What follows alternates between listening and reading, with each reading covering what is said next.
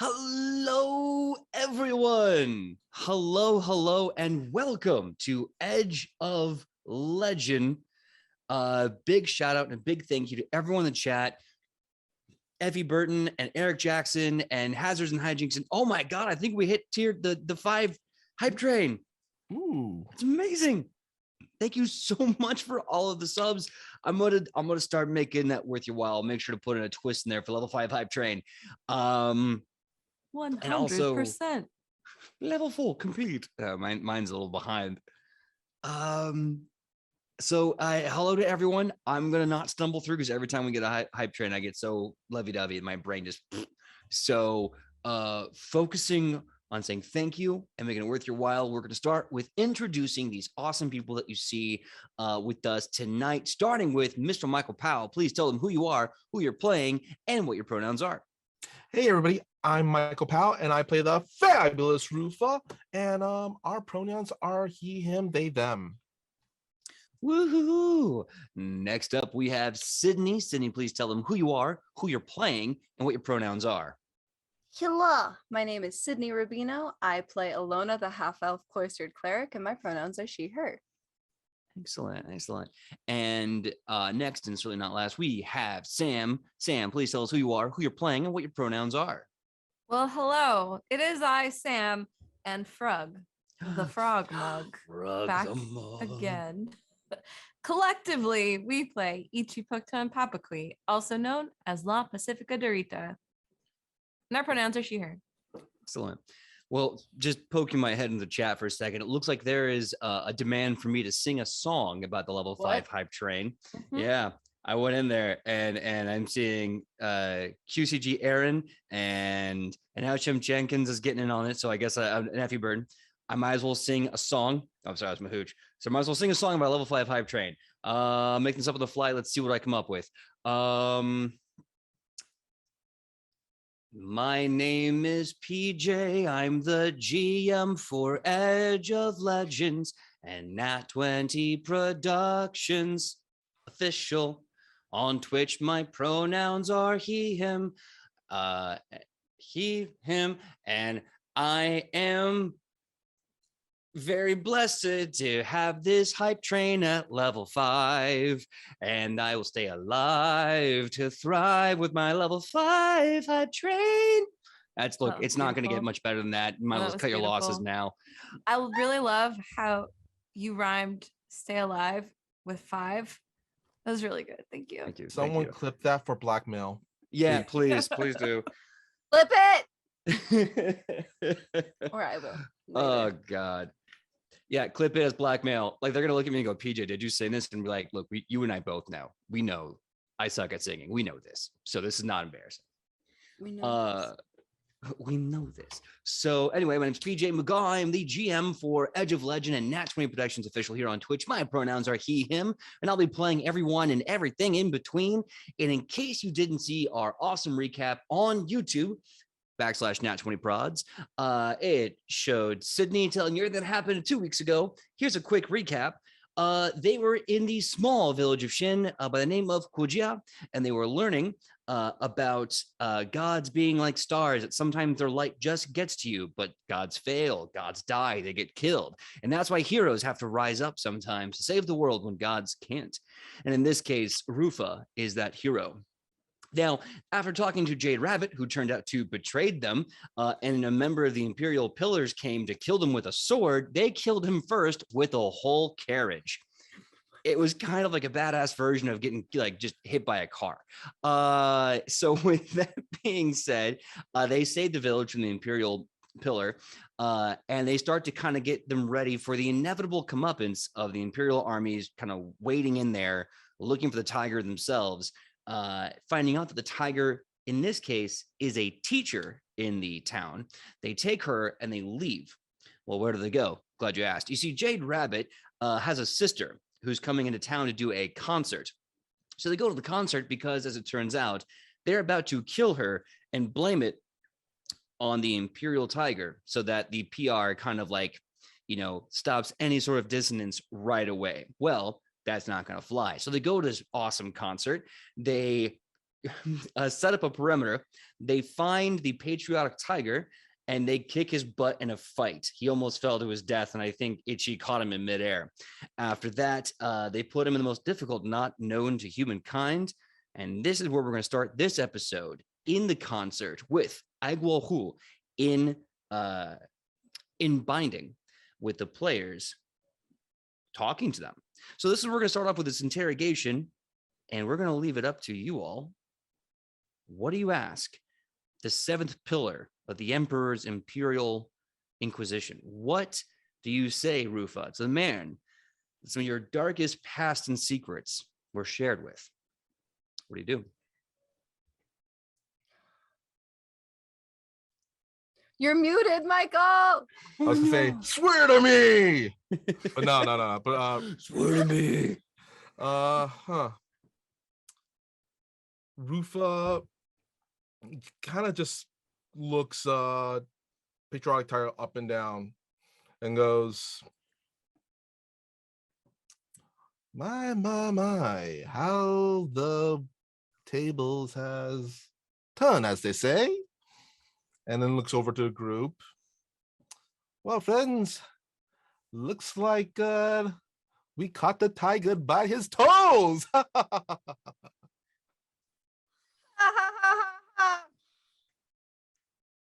I hate it, but I'm giving you a hero point for it. I don't know why, but my brain's like, do it. Hero point? Rufa's gonna once again who else is other than the party is with us right now? Like including Morale. Yeah, Morel's with you. You have, of course, the heroes, all of you. Jade Rabbit's sister has stopped the concert because a man on floating metal orbs rose up and started attacking everyone in the concert hall. The concert eventually does kind of stop, but she is for sure off stage checking in on what the heck just ruined her concert. What about what's his name? Jade Rabbit. Are they with us? I believe he was left behind in Hujia. Oh, okay. No, he came with us. Yeah. Oh, did he? I thought that. He did. Yeah, Okay. he came with us. I will be more than happy to put him there for you. Absolutely. Yee. Rufa's going to just kind of. Can I just do, because I actually do have, actually, let me check my sheet. Let me just check my sheet. So I have it. Darn. Oh, wait. Darn, I don't have it. Never mind. I had to switch it out last time we leveled out. But I was going to do like intimidating glare. Oh, yeah, I mean, you could still probably do that with a good roll for like intimidation. You could still glare at him and be like, make an intimidation check with a +1 for glare. Actually, I was wondering if I could roll a deception check. Actually, I want to have a patriotic tiger think that we know more than he thinks we know. If that makes sense. So yes. I'm essentially trying to get him to spill answers for us by, you know how in poker it's like bluffing basically. Yeah, absolutely. Deception's a really good way to go for that. If you want to do that, please give me a deception check. Oh. Let me just give me a second. Let me just pull up the calculator because I have to do math now. Deception. And do I get my bonus for my investigation? Oh, 100%. All right. Well, I got a 29 on that. Rufa's going to just go, well, you obviously know what we want to know, especially now that we caught you and all, and as they say, you are up a river without a paddle. So he all like tied up, his kind of chime orbs now destroyed. He just goes, fine. But there's no way you're going to stop him from moving the capital, and you're not going to stop the ritual there. So really, we're all wasting our time, aren't we? Not really, especially if you consider what we have up our sleeves, because we found out. Oh God. Oh God. Okay.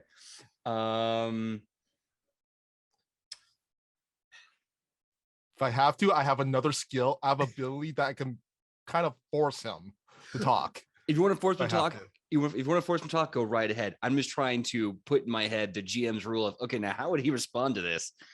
What is he going to tell This is them? like this is a further of that deception thing. But if I have to, I could use what is it here? It's part of my methodology. It's interrogation, pointed question, which if they don't have to tell the truth, but they have to answer. They can't just stay silent. Okay, sure. So, sorry.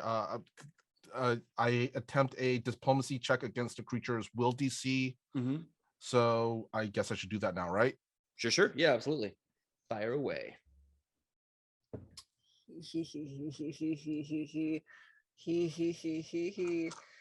Evil laugh to what's happening in stream and what just happened on Twitter.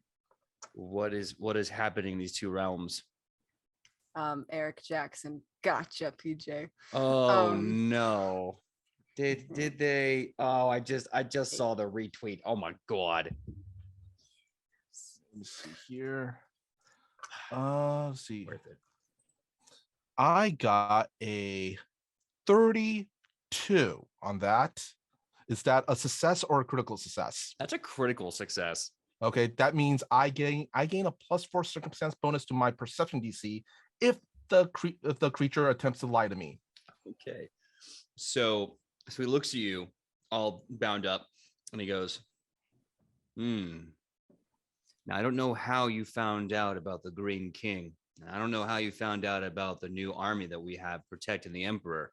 One thing I know for sure, you're not going to stop anyone. And me, like this, well, I'm no good to you. Rufus gonna look over at Onana and kind of, you know how you kind of cover your mouth so one person can't see, what you're gonna say, but Lona probably could read. Told you, Green King. Damn it. Alona goes, okay, listen. The bet's off. I didn't understand what betting meant. I don't owe you that money. Listen, hey, I fine. Alona slides Rufa 5 gold. I'm guessing Jade Rabbit, since Jade Rabbit's there, Rufa's gonna look over at Jade Rabbit and goes, well, now that we know that the Emperor is planning to move the capital, the Green King, and apparently an entire army at their backs. Thoughts? Things just got a hell of a lot more complicated. We can say that.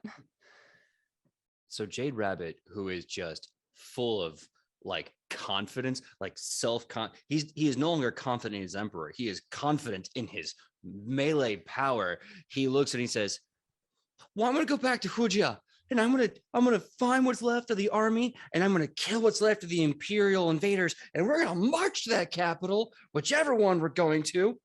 I don't know. And I say we kick their ass.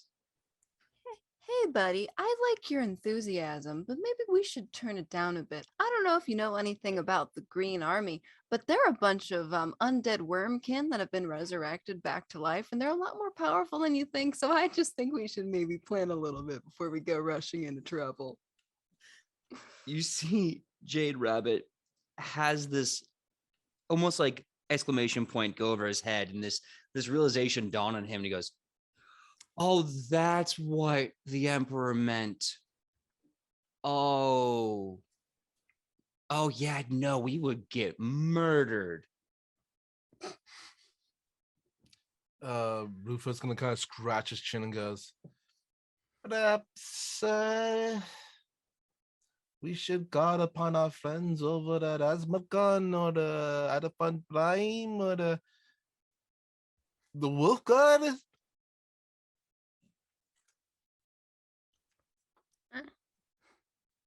Sure. Yes, Always I worth a will try. take. I mean, I think that's a very valid suggestion. Also, if we're up against the Green Army, I mean, Rufa, you're the one who's been following this lead since the war ended, and I have a feeling another war is about to begin. So I will follow your lead. Hmm. Hmm. PJ, Also, sorry. do you, Rufa? I'm sorry, but do you want us to call you like former pillar or uh just Rufa still? What do you? Because I Oh, know they're really seem to be really big about titles around here, and I don't want to get anyone mad at me and have someone threaten to kill me again. Um, so I just wanted to check in, see. oh no. Benichi. Rufa is always Rufa to Rufa's friends. The whole pillar thing that is another lifetime ago.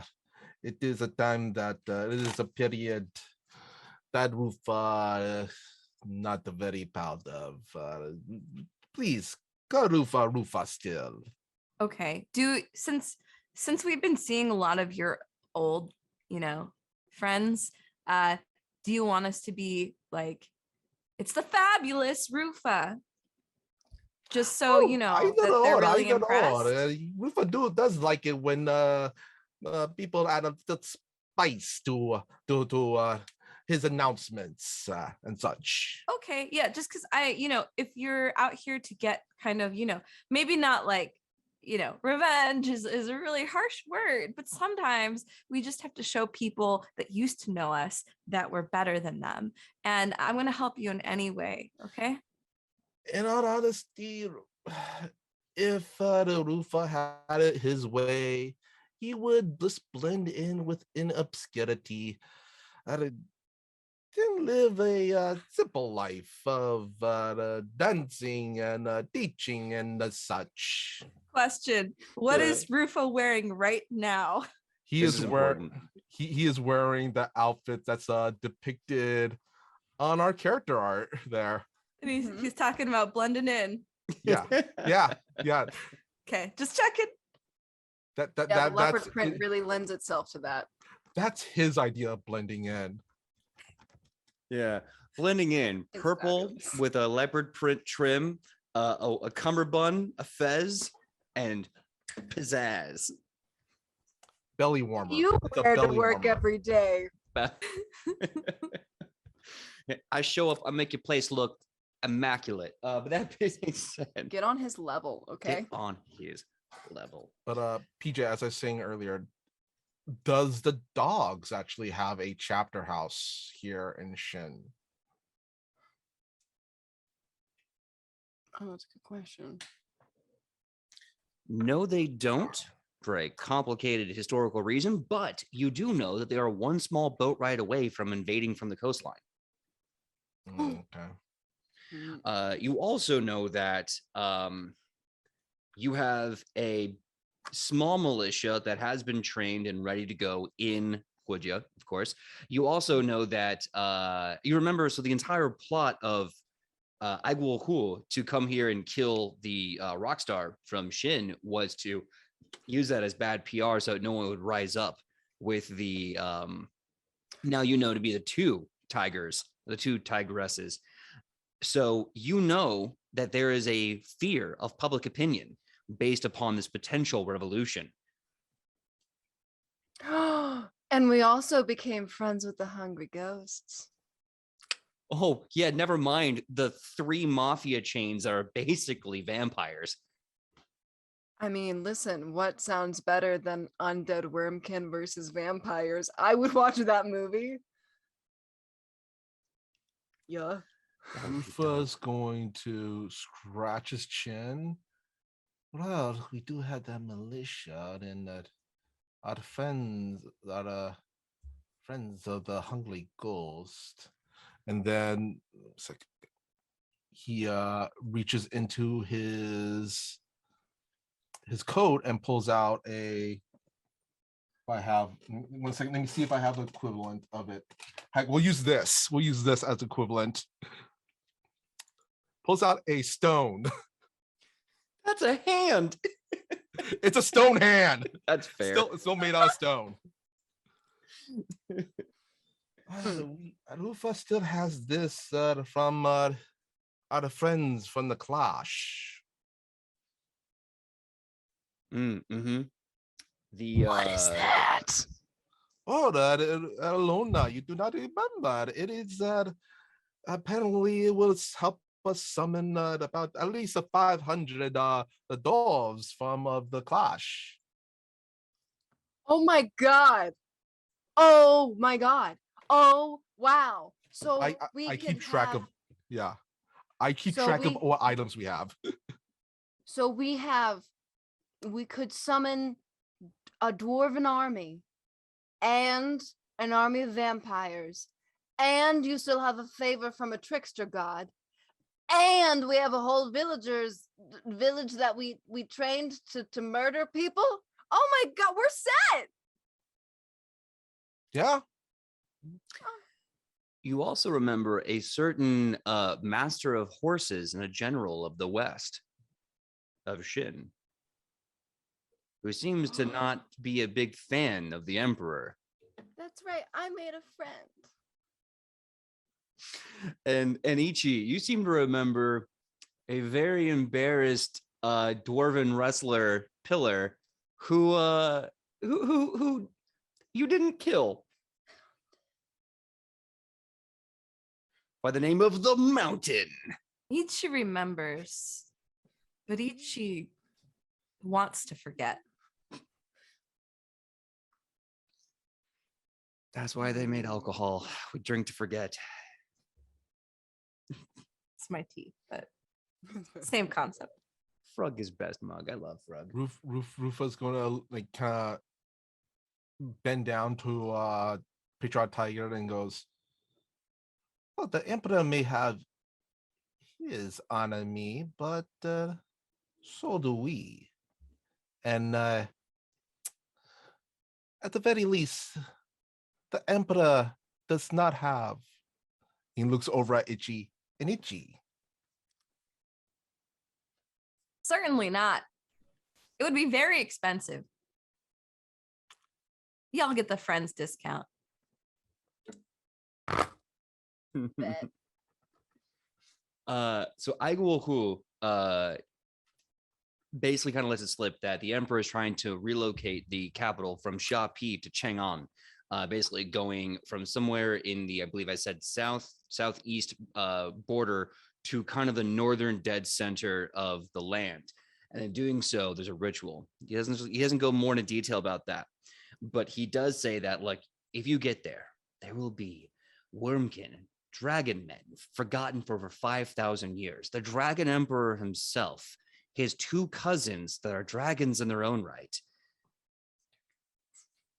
If you can attack him, if you can raise an army, if you can even convince me that this tiger or whatever is really worth it, I'll join you. First of all, this is not the first war that we have fought. And second, this is also not the first party we have ruined.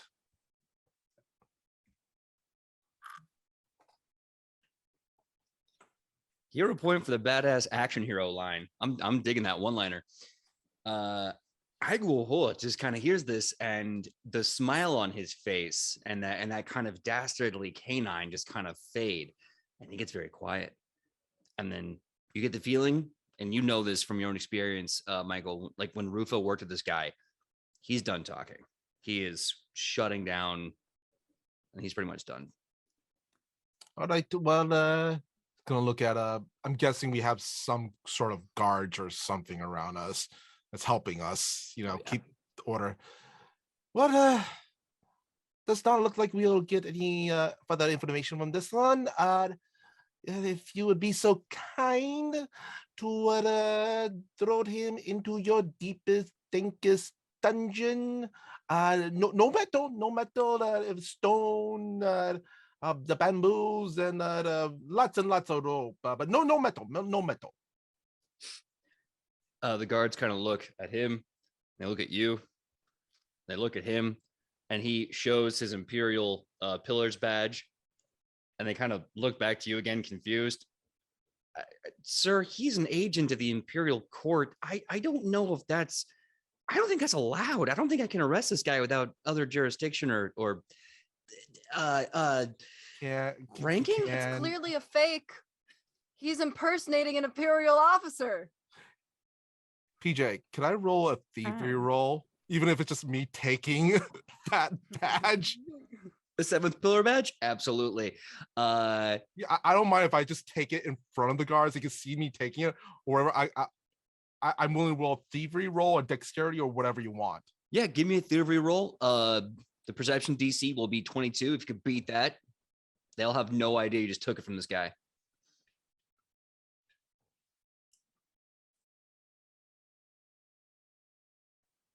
You said 24, right?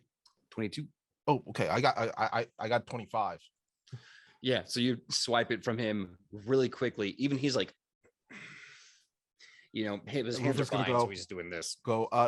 What badge? They look back. It's been a long night. There's been fireworks, and this gentleman was attacking a government-sanctioned concert. You know what? Yeah, I'm just gonna take him. All right, let's go. And they pick him up and they start moving him, like both arms crooked. And Agwo just kind of starts laughing. As he's being carried away, he just says, remember, just because you changed your name doesn't mean you changed your past. Isn't that right, brother? And then he just kind of fades. Rufus gonna call after, gag him too. They get some rope, wrap it up, throw it, tie it around his face. He's just as they take him away.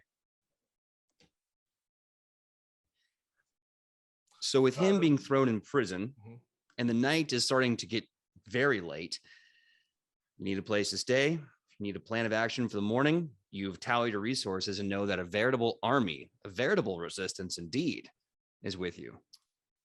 What do you do? Is there a place that we could stay in the tavern that we know that the horse general stays in?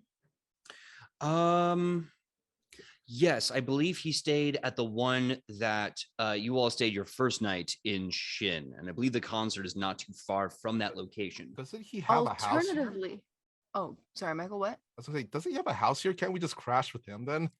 That was the thing I was gonna say. Alternatively, we could knock on his door and be like, hey. Yeah, we brought sleeping bags and Legally Blonde sleepover. I love the look on Sam's face. Like, yeah, let's do that. Hell yeah.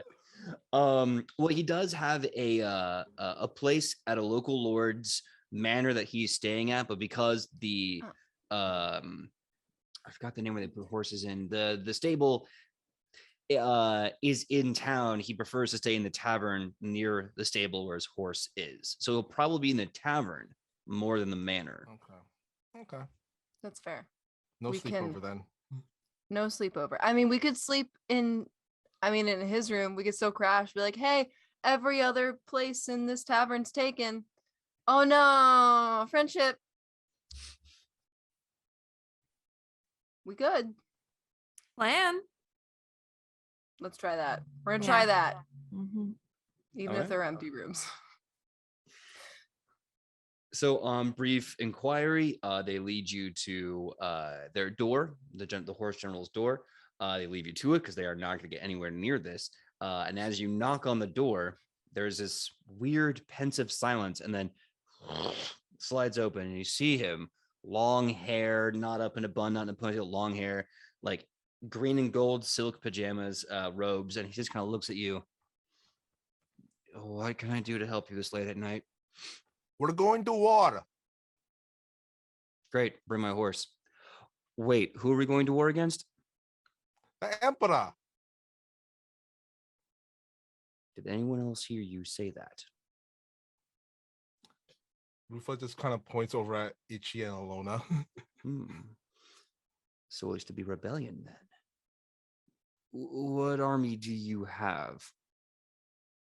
Oh, let us tell you about the army we have. And Rufa's gonna just kind of lead Alona and Ichi into the horse general's room. All right. Ichi walks in and she says, first of all, these guns. And at first he doesn't see the arms and he goes, well, cannons are very useful. And then he sees you and goes, oh. Yeah. Those are impressive guns. Yeah. And a lot of other stuff too. They can tell you about that. Right. And as the door slides close, you have that slow fade to black where Rufus starts telling them, we imagine he's telling them everything you already spoke about. And then suddenly you hear this like ... Wait, dragon men? And then it fades to black entirely. And then the sun of the morning rises. The dew from the night starts to make a nice steamy mist over the entire merchant city of Shongjin. Different place. And in that kind of beautiful morning haze, you can smell fresh coffee being made and poured for all the members of the tavern, for those who need a pick-me-up or something to help the hangover a bit. They start pouring them. And with that, the morning starts. What do you do? Can Alona do push-ups? All right. Give me athletics check. Yay. It's been a minute. Gotta train those muscles. Are you emboldened by your you showing off to Jade Rabbit? Yeah, can I get a +1? Yeah, give me +1 because you're showing off in front of Jade Rabbit. Yeah, I will That's have dragged them over and said, now, okay, watch how she does it. That's math. Hold, please. Hold for math. As Holding for Mahooch said math. earlier in chat, this is an anti-math stream, which is so wrong for Pathfinder. That's an 18. Okay. Yeah, you're doing a really good job. You're getting great form. Your arms get a little tired, but you push through it. You get a success. Put that point down. Your tally of successes to get stronger. I remember how many tallies I have. I don't. I got nothing. I got no back. I lied. I remember how many tallies I have. Good. Rufa, Rufa, yeah. Rufa's I guess he's getting ready for the oncoming war, so I'm guessing what he's going to do is he's going to lay out one of the wall tapestries on the floor and take out each of his items that he has in his equipment list and everything, have it all laid out, just making sure everything's right, correct, in repair, and then like carefully pack it away into his bags and coats and many different pockets. Yeah, absolutely. Do you need a reminder of anything, or are you just kind of getting ready for the day? No, I'm just setting the scene. Dope. Thank you. Cool. So you're getting yourself set up. Mashu says that they actually have a few light garrisons of cavalrymen that they, from his province, that are also still kind of salty about how the emperor let his father die and his people almost lose to a warlord. So he says, I can probably get one good cavalry charge of about 300 men ready from the west. But after that, like, everything else is up to you guys. We might be able to double back and fight more units, but like, once we get to the capital, we have one good charge in us, and then we're just entrenched in whatever the infantry has there.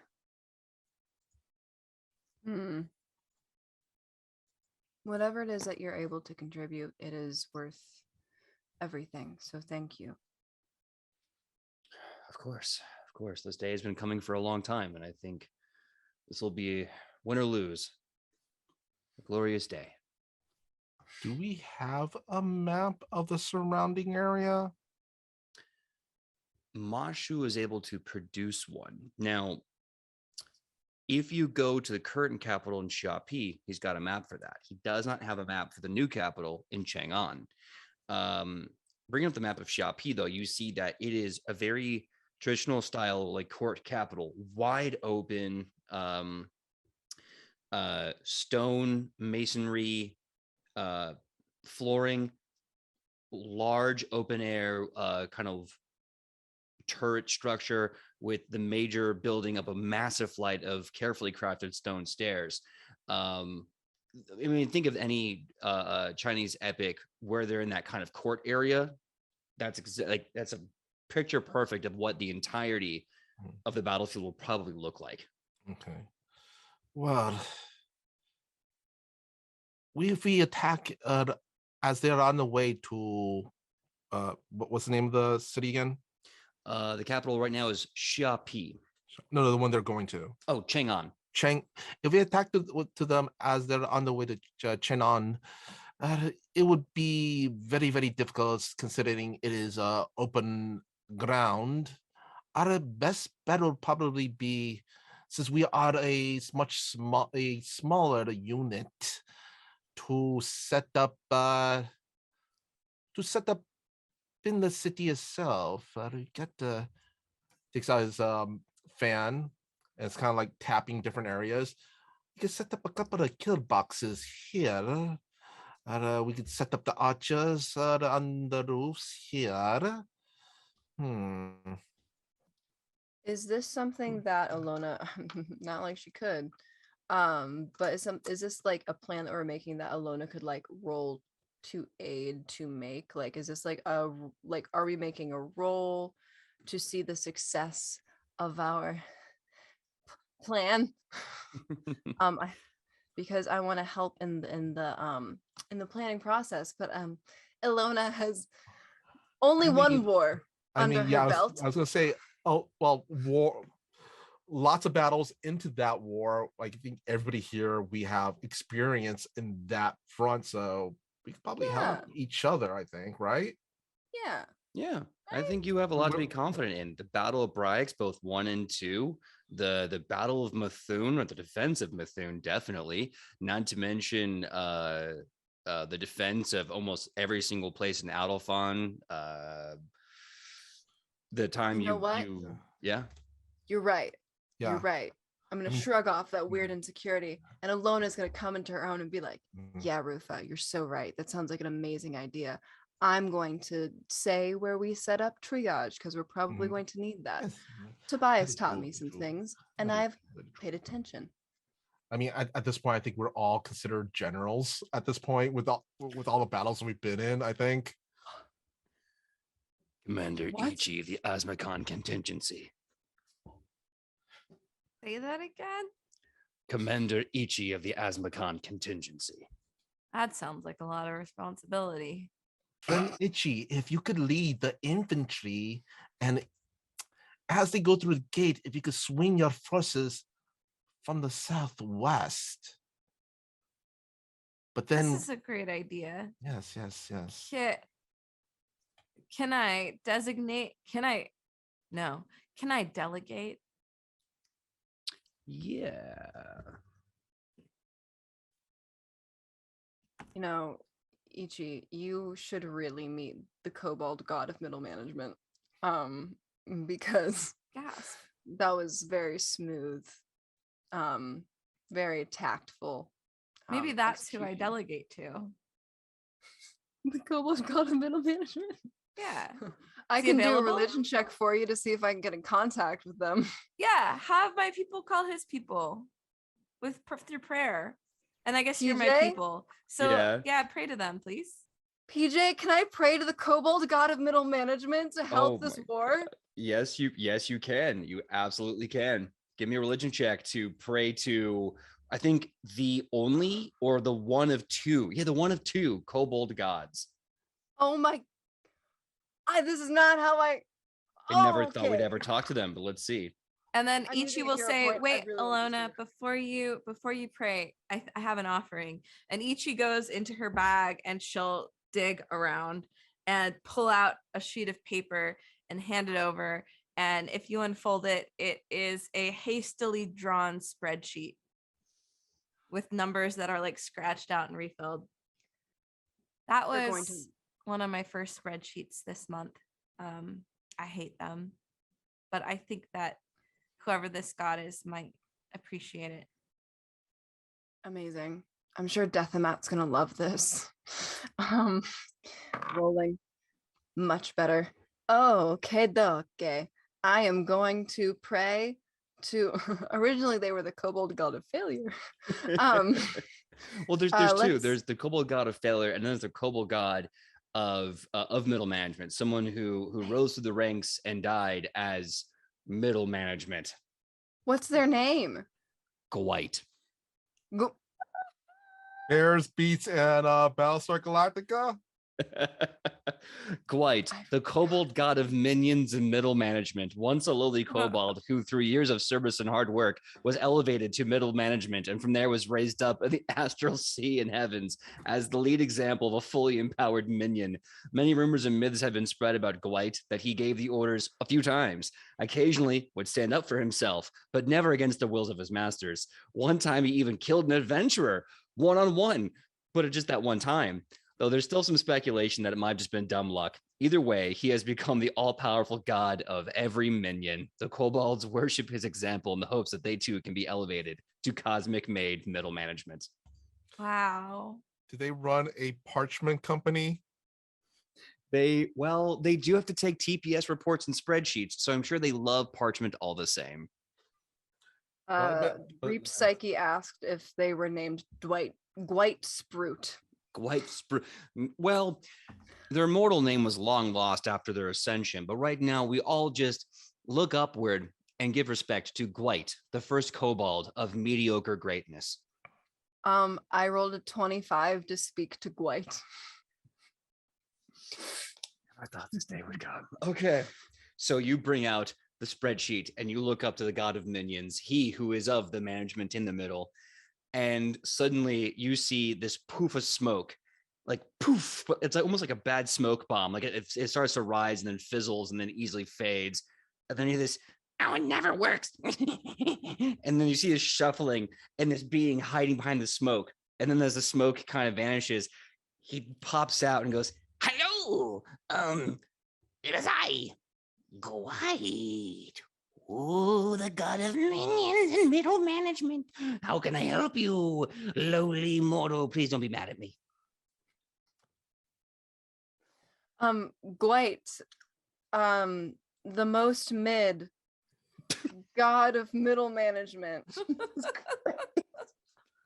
We have summoned you to a meeting today to talk about a possible position in our startup. You come to Gwite with an offer of a starting up? Yes, there's benefits. Does Gwite get dental? I don't know about that, but there will be Bun Boys discounts. The dental comes Discounts? after your off? first year. Yeah. What? How many people are coming to have this meeting? Ping them all at once. Make sure they get the invitation. Where is the coffee? I don't know what any of that means except for coffee. There will always be coffee. Once we get And- our intern back. Yeah. It's been rough without the intern. I'll be honest. Just don't check any reviews of our party on, sometimes they've got glass doors and they post reviews of different adventuring parties on there. It's not true, any of it. You cannot trust adventurers. They just die sometimes. You can't trust them. Yes, you cannot No. trust the yipes. Oh no, the apes or the helps. You cannot trust them. No.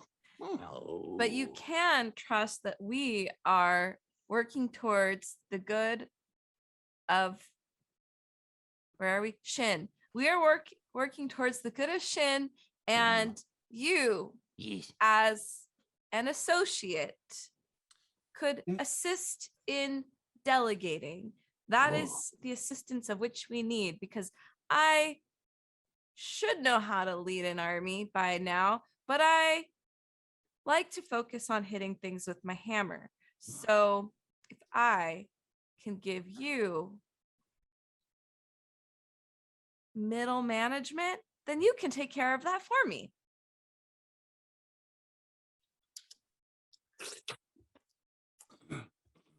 You see Gwite, the kobold, wearing what looks like a fake white collar and a red tie. No actual clothes, just a fake tie, fake cuffs. And he kind of starts to adjust himself. And you checking, make sure he's all presentable and professional. He goes, reaches out of nowhere, gets fake glasses, bifocals, puts them on his little kobold snoot, and he goes, I, Gwite, am happily taking this position as middle management for the army that you are working with. All I need from you is your commands, and I will follow them. I will miss at least 2 deadlines, but I will follow them. Okay, because, deadlines in a battle are kind of important, or else you'll miss the battle. Okay. Yes. So I recommend a team building synergy activity. And then we can wait. Okay, hold on. So who am I empowering and who am I trying to kill? The Emperor's forces, and we have but a militia, and also if you could perhaps direct them to set up a few nasty surprises for when the Emperor reaches into the city and such. To clarify, we're fighting the Emperor. You're helping us. Yes, Okay. yes. Good. Okay, good. Listen, Gwite is just happy. Gwite is just happy to have a job. Yes. Okay, so we are going to do this. And okay, hold on. He reaches in and he pulls out this little stone. It seems like just a normal, unpolished, ruddy stone. And he's like, whoever holds this stone will be my district manager. If you hold on to this, I will come and I will do what you say and command as you command. Oh, I need better smoke effects. This is embarrassing.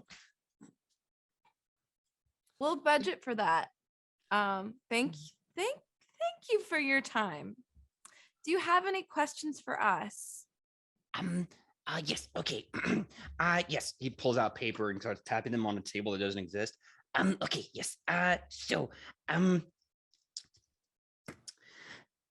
No. Oh, and it looks like we're all out of time for the No. interview. Oh, thank you so much for your consideration. Oh, God, thank you. If you have the rock, give me a call whenever you can. It's really just exciting to be here. Thank you so much. Yes, and we'll call you. I'm looking forward to it. Smoke bomb! And he throws the bomb and it goes just a little bit, and it's just not even covering him. And he's like, crap!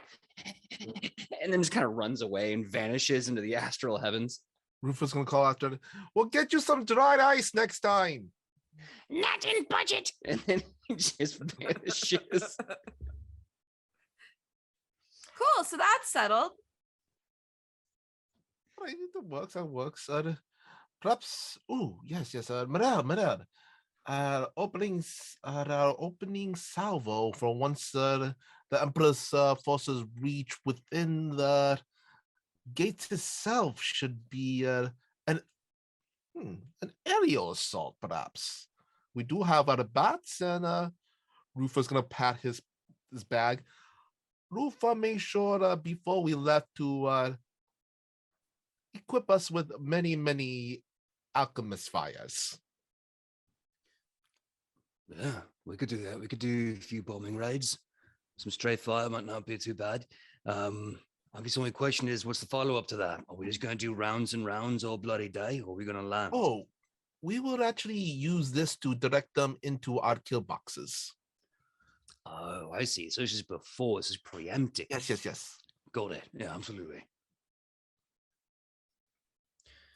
So let me one more note of that.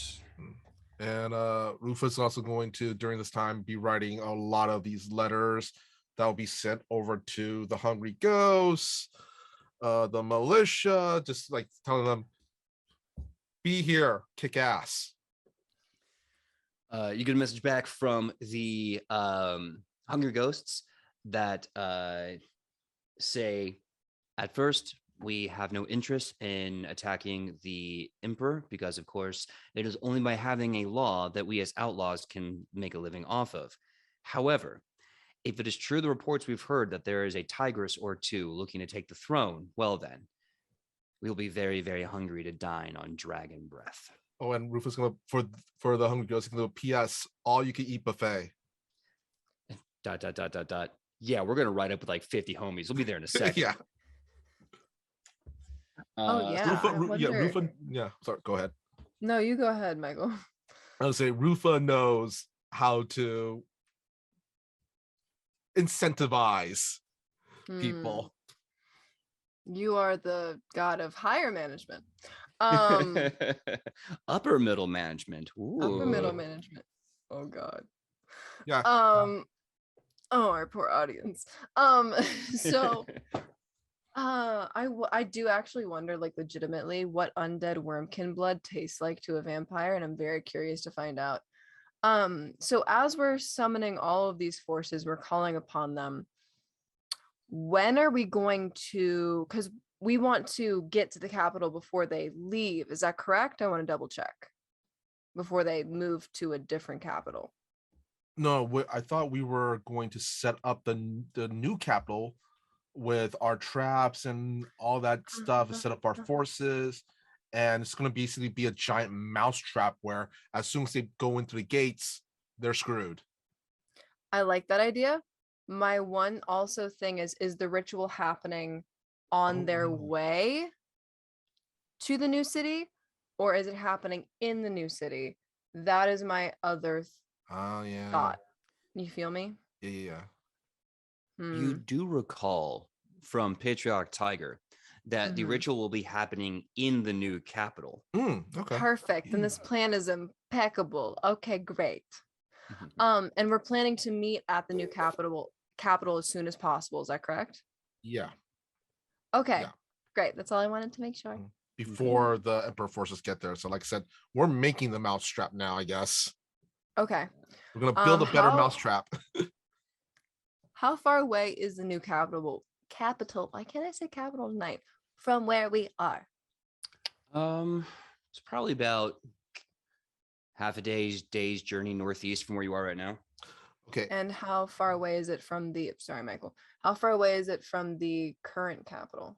Will we get there first? About a day. You might get there with like half a day to get into position. I was gonna say, how far is it away with Alona driving? Oh, Alona speed? Oh boy, that's maybe, let's see, I said day and a half days. So that would be like maybe you'd get there just at nightfall. But you gotta leave before traffic, or else the 405 backs up and you can't get anywhere at that point. Alona, okay, listen. All right. There was an audio going around on TikTok that was like, your first character you make is who you want to be. Your second character you make is who you are. My first character is a really buff, big girl barbarian who just really wants to smash things. My second character is Alona. Oh, I just thought of this. How fast can we get there on our bats? Probably a little bit faster. You'd probably get there by like dinner time. Maybe I'd say early evening, late afternoon. So, should we go on our bats if that's faster? I mean, so we can set everything up before the rest of our forces get there? Yeah. I don't see why not. Okay. And as they get there, we'll put them to work. Yeah, I mean, listen, Rufa, the last time you got on your bat, you had a very harrowing experience. So if you're willing to go through that again, sure. Can I tie my bat to your bat then? Yes. I don't know if that's how it works.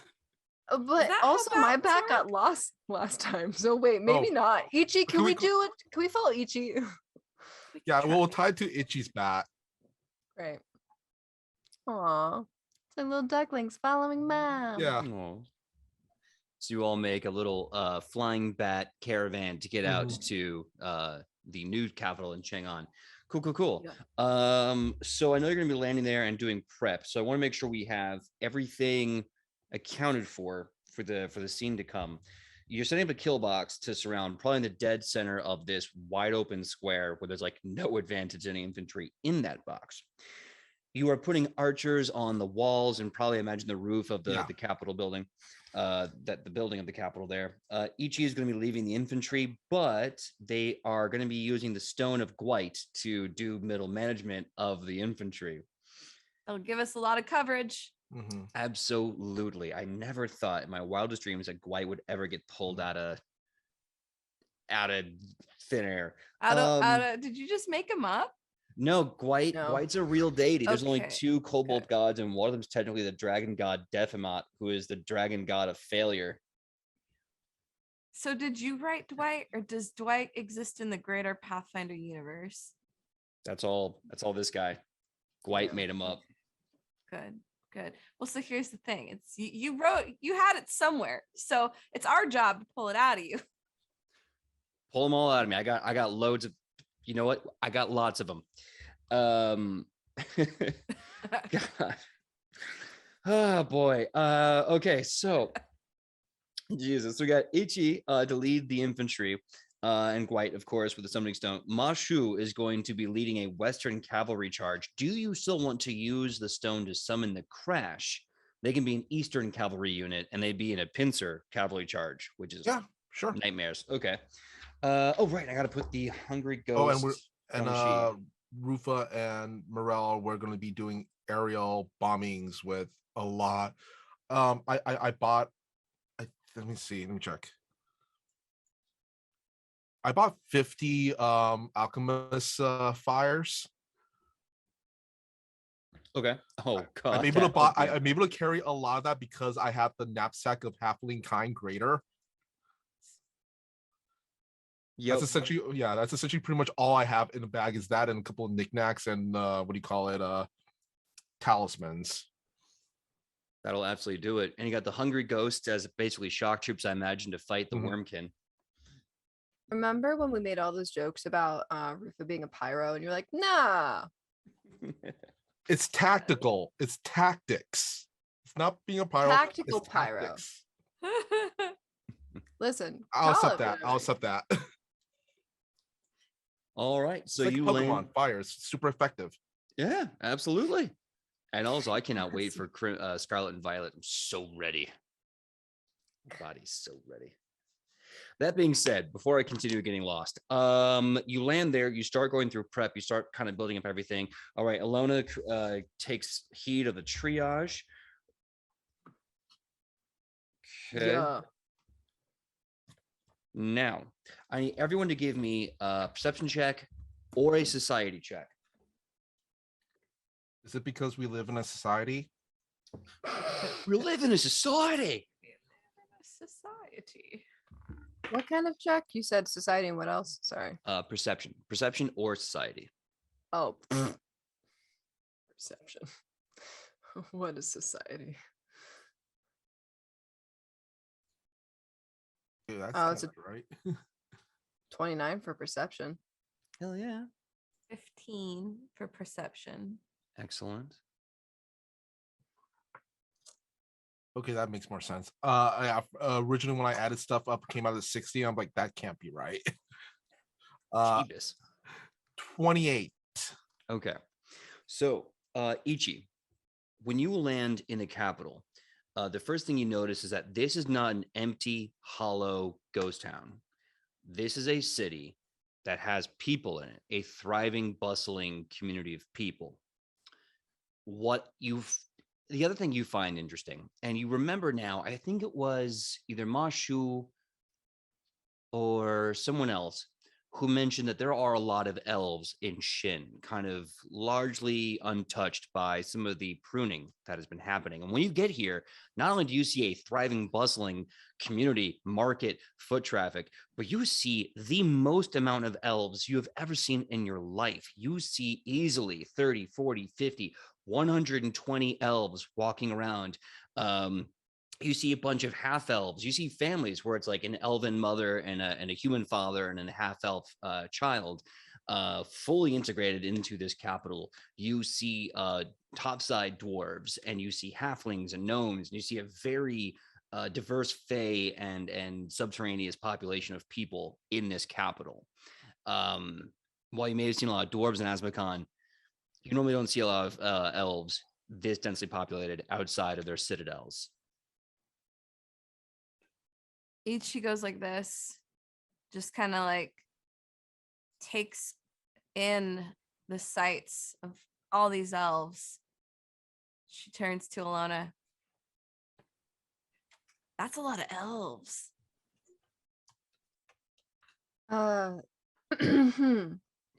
Yeah, it is a lot of elves. I wonder if the reason that the Emperor wants to move to this new city is because there's actually a tree of life nearby.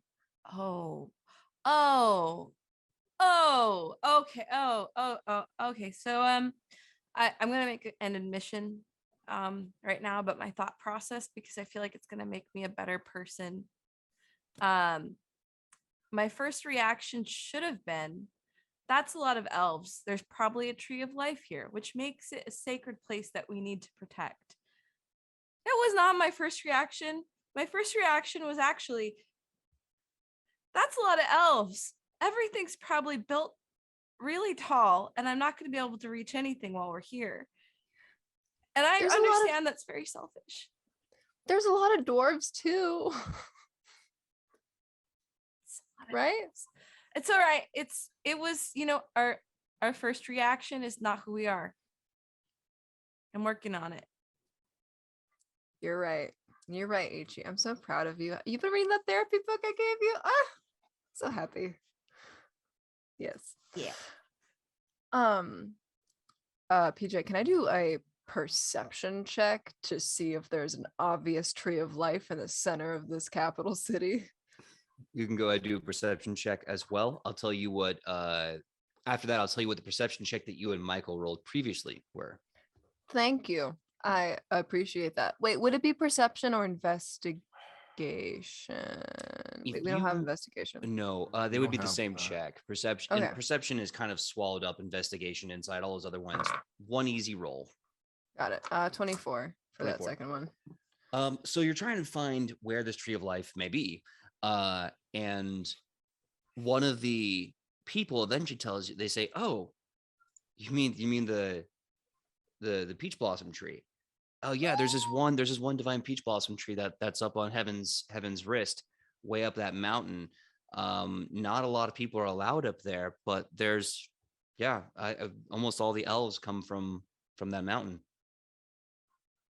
I'm literally texting Kylie right now and she's freaking out. So, okay, there's a peach blossom tree on a mountain. Where all of the elves come from. Ooh, okay. I wonder if the ritual has anything to do with the peach blossom tree, because it's not like the elves don't have a lot of magical powers anyway. Interesting. I question, since Rufa is a native of Shin and has worked in the government and stuff, does he at least know what the elves think about the emperor? Like, what's their feelings towards the emperor? It is a complicated back and forth. The bottom line is, a lot of the elves support the emperor, but they think that while they love the protection he gives them, they think that he will eventually become too greedy and too aloof and kind of become a problem. They are doing a neutral hands-off, but you're pretty sure that if someone just rallied them and let them know that like we're getting rid of the emperor and it's fine, oh, they'd rally with just shotguns. Like, let's freaking go. I mean, the emperor is about to take over their home. I'm just saying. You could before we do that, let's get to the next part. The original check that you two did for the perception a little bit, the 28, 29. So as you're walking around town, asking about the tree of life that you know is this divine peach blossom tree up on a mountain called the Heaven's Wrist, you see two very powerful looking government officials that all the other elves seem very distant towards. And they tell you that those are the two cousins of the emperor that were placed here to prepare his new capital city for him while he was gone. His two cousins go by the name of Xin Jiaolong and Xin Chongling. And you recognize those names, Rufa, as being the first two pillars of the Imperial Inquisition. No one expects the Imperial Inquisition.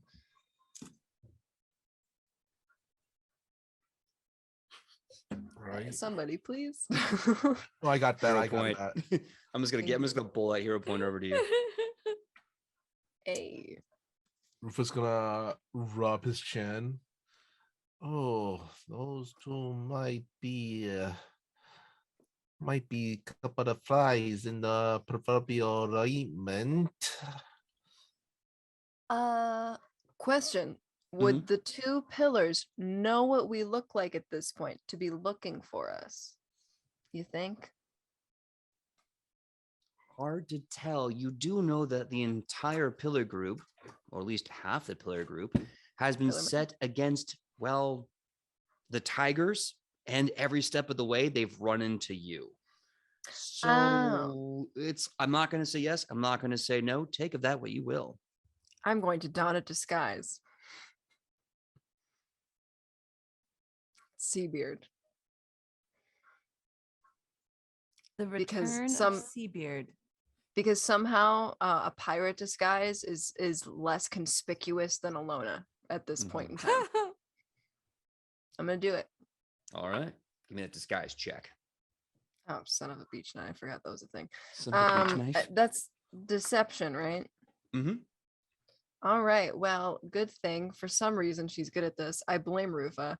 Everyone needs that one really good bad influence. That's a dirty 20. Okay. Hey. Not bad. Okay. So you start putting on a disguise. You blend in. You look like just another half elf, kind of just chilling around the block, you know. But you're Seabeard, so you got your. Remind me, is this your actual finger that you're just hooking like this?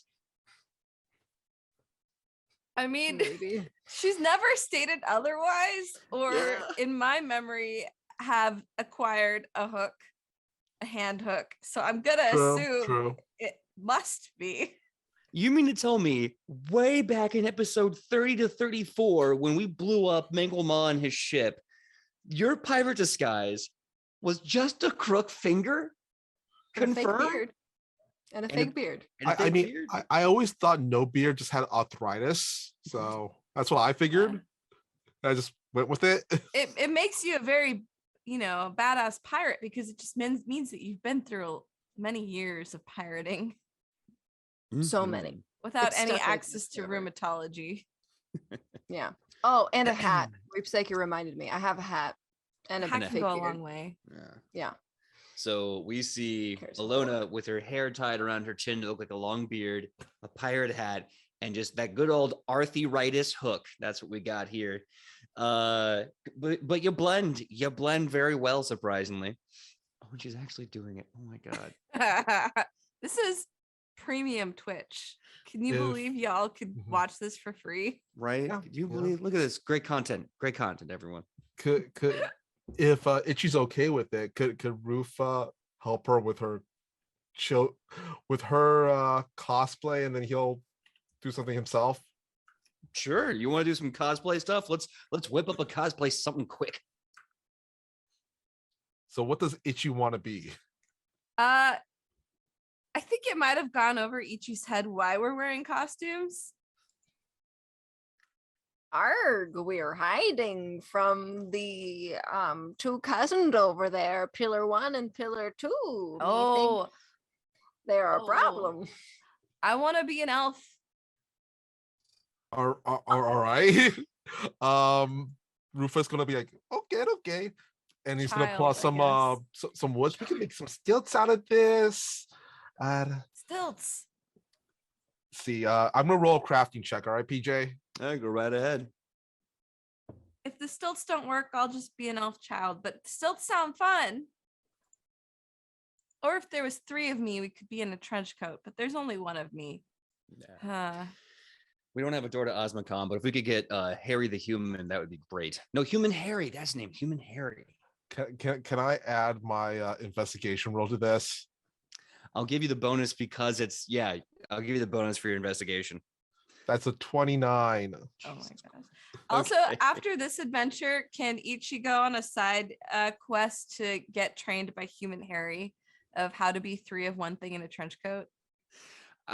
Yes, absolutely. Okay, Go on your all side quest whenever you need to. But yeah, so you get dressed up pretty well. Your walking is a little awkward with the stilts, but once you get the rhythm, you start to kind of walk like a very stompy but confident elf, and you blend in. Everyone's blending in. Did you make a costume for yourself, Mr. Oh, I haven't yet. But as Ichi's gonna walk around, Rufus just kind of whispers to her, just tell people you took an arrow to your knee. I took an arrow to my knee. Does it sound like an elf? Close enough. I took an arrow to my knee. All right, let's see here. Too bad. Plus crafting. Wait, do I add crafting or deception for mine? Since I'm gonna say deception for you. Okay. Yeah. For you. We know you're good at I got a 25. Okay. Yep. So you all proceed to walk around the soon-to-be capital of Chang'an. You're doing a pretty good job of hiding in plain sight. Eventually, now where are you going? Are you going to go back to the Capitol building where you're kind of setting up your soon-to-be triumphant ambush? Are you going to try and go to Heaven's Wrist? You're going to lay low for a while? What's the plan?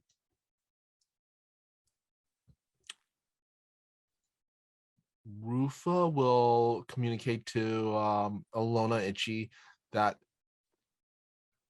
perhaps they should at least spread some information throughout the city about what's going on, and also the fact that the emperor does protect you, but he's basically going to be taking over your homes now, and he's probably going to F up your tree. Yeah. Oh, can I please, can I roll a diplomacy check as Seabeard? Okay. Now, Please. we're having a rumor being sowed and Seabeard jumping in on that. So what I want then is this is a tough one. Okay, I'll tell you what. I will allow Rufa to make it. Oh, it's not really a lie. It's not really a lie. It's like just telling it as it is. It's like I'm telling the truth specifically to whip up a frenzy. You know what? Diplomacy. You can make a diplomacy check, and Sidney, if you want Seabeard or No Beard to Beard. No Beard was the Firebrands campaign. No Beard was they're all beardy pirates. I get them confused. I do like pirates. They're cool, and beards on pirates even cooler. Give me a diplomacy check as well for aid, and if you want to do it in the Seabeard voice, I would love to know what Seabeard has to say. Well, first of all, I'm gonna use my one of my hero points because I rolled a 2. Ooh, yeah, that's not good. Okay, that's much better.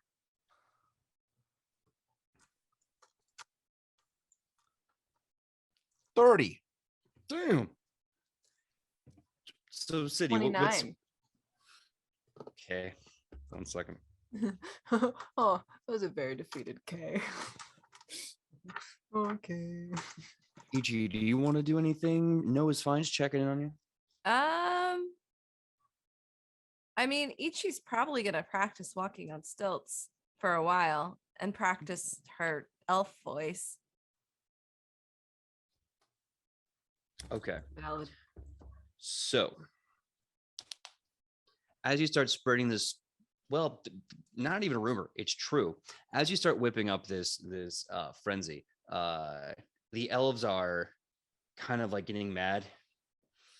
Is it like people are like stroking their long beards as they get mad and go, get my sword. And they just get up and you start seeing the elves of the city starting to arm themselves with spells and weapons and all manner of things. So now you have an elven contingency as well. But then you hear this little girl's voice just shout at the top of her lungs. And she's like, hells no! I will not let for 1 second some big dumb emperor come into my city and attack my people. And you see this 13-year-old girl wearing war paint and armor and a bow bigger than she is. And she's just 2 arms in the air going, I am going to crush the emperor as I'm sick and tired of this.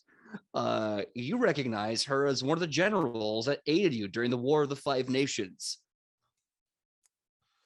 Rufus going to go over to her and goes, that is a very good attitude to have. How about this? Well, we are going to be defending the city here. How would you like to be in charge of our archers? Delegating. You see she's stroking a beard she does not have, just like, yes, this will do. This will do. I'm going to take those giant bows and arrows and make them go shooty pow bang, baby girl, because I'm going to be queen of the bow. And she gets out her giant bow. She gets like 5 arrows and starts firing them with gusto. Show me your archers. BJ, why are all of your children on crack? I mean, have you seen children? They're on crack. This is also fair. Accurate assessment. Can this rumor also rally the dwarves, or is that a separate check? That would be something that would happen at the moment, because I think that stone that Rufa has, we'll get them on the ready when that time comes. So the elves finally, come together and they bring themselves to you 3. It's now kind of obvious you're no longer really hiding as a militia of very powerful elves, and the bow princess or the young general bow maiden is with you. Botress. Yeah, the Botress, I like that. They say to you, okay, we can sit here and wait, or conversely, we can lead the charge against the cousins. I'm pretty sure by now their staff will have let them know that we are kind of rising up in a bit of a rebellion. Wherever you want us to go, that's where we'll be. Well, friends, Rufa recommends we take care of the enemy we have set before us at the moment. So we take care of what says you, my friends? Alona, friend Ichi, your opinions. I don't know an Alona, but Seabeard thinks that we should take out the pillars, because once the pillars fall, the rest of the building will come crumbling down. Arg. I think Rufa thinks at this point that the disguise is really not needed. I think that it makes all of their advice come across really, really well. Like you've been around for a long time and you know what you're talking about. And I just feels good. Fair enough. So we go kick some Billa butt. Arg. Arg. Friend Elf Itchy? I forgot I was an elf for a second. Friend Elfchi? Okay. Oh, that's good. I mean, what do elves say? Indubitably? I've lived thousands of years on this world, And the best advice I can give you is to listen to pirates. And we are going after the pillars. Aye. I. All right, friend Elves and friend Boltress and everybody else we have here, let us go after those pillars. Probably if we all rush them, we could probably take them out pretty easy. We have a lot of people. Yes. Good tactics. Just rush them. Yeah, honestly, like this Yeah. one was just like overwhelmed with numbers. Hey, honestly, sometimes the best tactics are the ones that get right to it. You know what I mean? Yeah.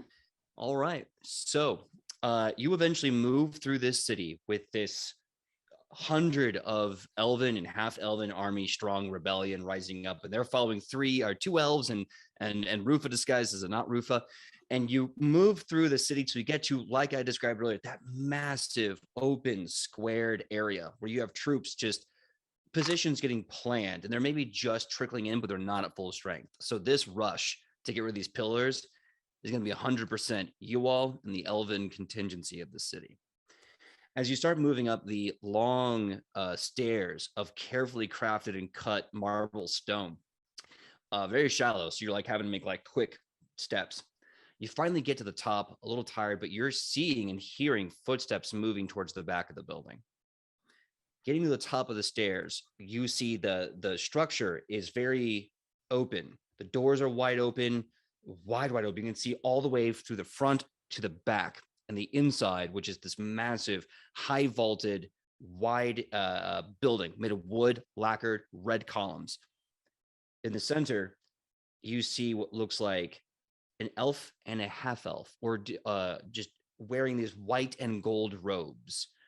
And behind them is an army of wormkin dressed in imperial garb with a broadsword on their back, ready to go.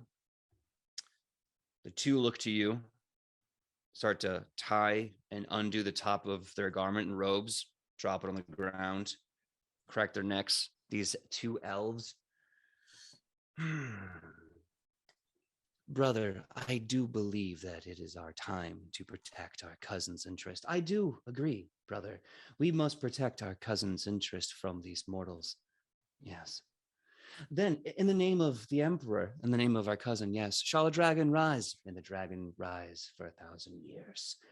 And you see their bodies twitch horribly, their elven frames bulging and convulsing. You see their hands breaking like alabaster off a pot, and fingernails, gnarled claws break through their form. They start tearing at their elven flesh like corn husk. And as they tear, you see scales underneath, until finally they grab their chest, their skin like a shirt. They rip it off, and from their own bodies spill a massive dragon each. And their voice continues. Yes, I dare say, dear brother, in the name of our cousin. Yes, cousin. May we give you 1,000 more years. And this is where we're going to take our 5-minute break. When we come back, we have the fight against the two cousins of the Emperor, the brothers Xin Jiaolong and Xin Changli, in the Chang'an capital. We'll see if they get killed by these two dragons or if they kill them first. Tune in when we come back from break. I didn't even think about the fact that they were related to the Emperor, so they're probably also dragons. Yeah, no!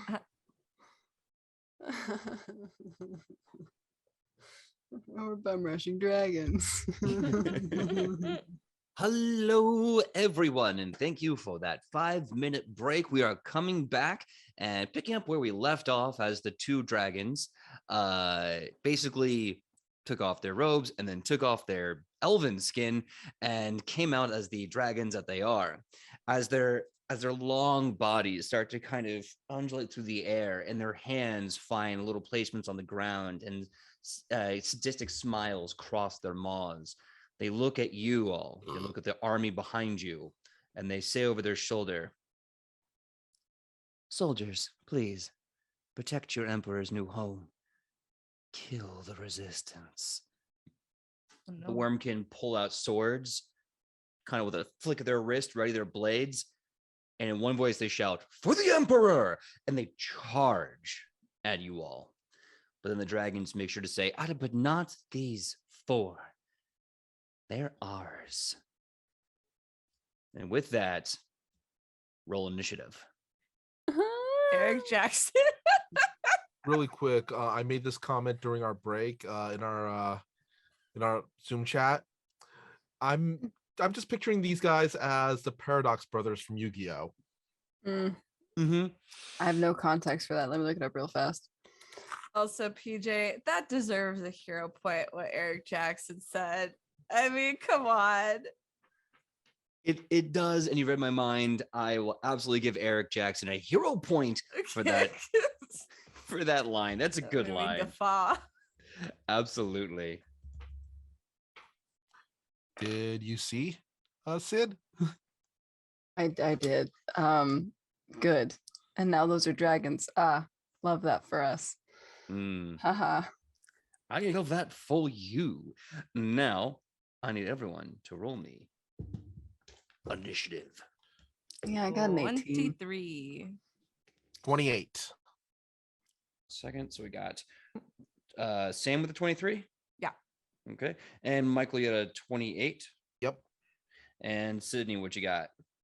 18. 18. All right. You know, in D&D, that'd be pretty good. Hey, who knows? It could be good here as well. I don't know. Michael got what? I'm sorry. 28. Yeah.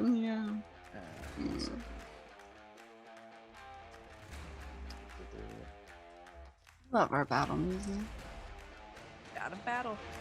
Gotta do it. Let's see if this is pretty cool, but I think I have a different song prepared for this one. Oh, is it a special battle? Oh no, we're gonna die. Yay. Well, you might. We'll see what happens. So, I got to roll for morale. There we go. So the soldiers charge past you and down into the middle of the wide open kill box that we worked so hard to create. The Wormkin pull out blades and start fighting with the elves. 2 largely immortal forces striking and clashing with eons of preparation and training and skills being honed. But standing in front of you are not the Wormkin left over from the lore of the Green Army. No. Something just as old, just as ancient stands before you. The twin brothers, the cousins of the Emperor himself. Now in their full form. One, a dragon of pure white with gold flecks. The other, a dragon of deep sabling black with purple strikes. And with a mighty roar, they charge. Going first is second brother. As he comes to you, you see charging in his long mouth this deeply dark, bruising purple energy. And breathes a horrible breath towards all of you. I need everyone to give me a reflex save. All right. 23. Okay. 23 will miss. So, remember that you did not succeed. Hold on to that. I need another reflex save. What do we got? 28. 28 will succeed. Uh-oh. What you got, Sidney? Oh, what? Oh, no. You got a hero point. You do have a hero point. You do have a hero point. You have a lot of hero points. Okay, I'm gonna use it. Probably a good idea. I got that 20! Hey! What? There you Oh go. my gosh. Hell yeah. That's... You can't see it. It's a nat 20. Good. Yeah. So you Actually, take no damage. I realized I can use my spiritual guides to re-roll. Okay, yeah. That's why don't you do right. I always forget that I have them. That's not gonna do it though. All right. Well, what was it? Because you have to keep the second one if you roll it. 20. One. Okay, that'll still be a fail, but that won't be a critical fail. So we have critical success, you take no damage. We have a success, you'll take half of this damage, and we have a failure, which will take full damage. You are taking His Maraca dice. Ooh, that's a lot of sixes. Ugh. Hate that. Hate that Love it. sentence. Take it back. Let's see. So 38 negative damage is the damage of his breath. You take none. If you critically succeeded, you take half of 38. If you succeeded, and you take all of it. If you failed, 38. Woo! Ichi takes all of that and yells, "Alright, you need a mint."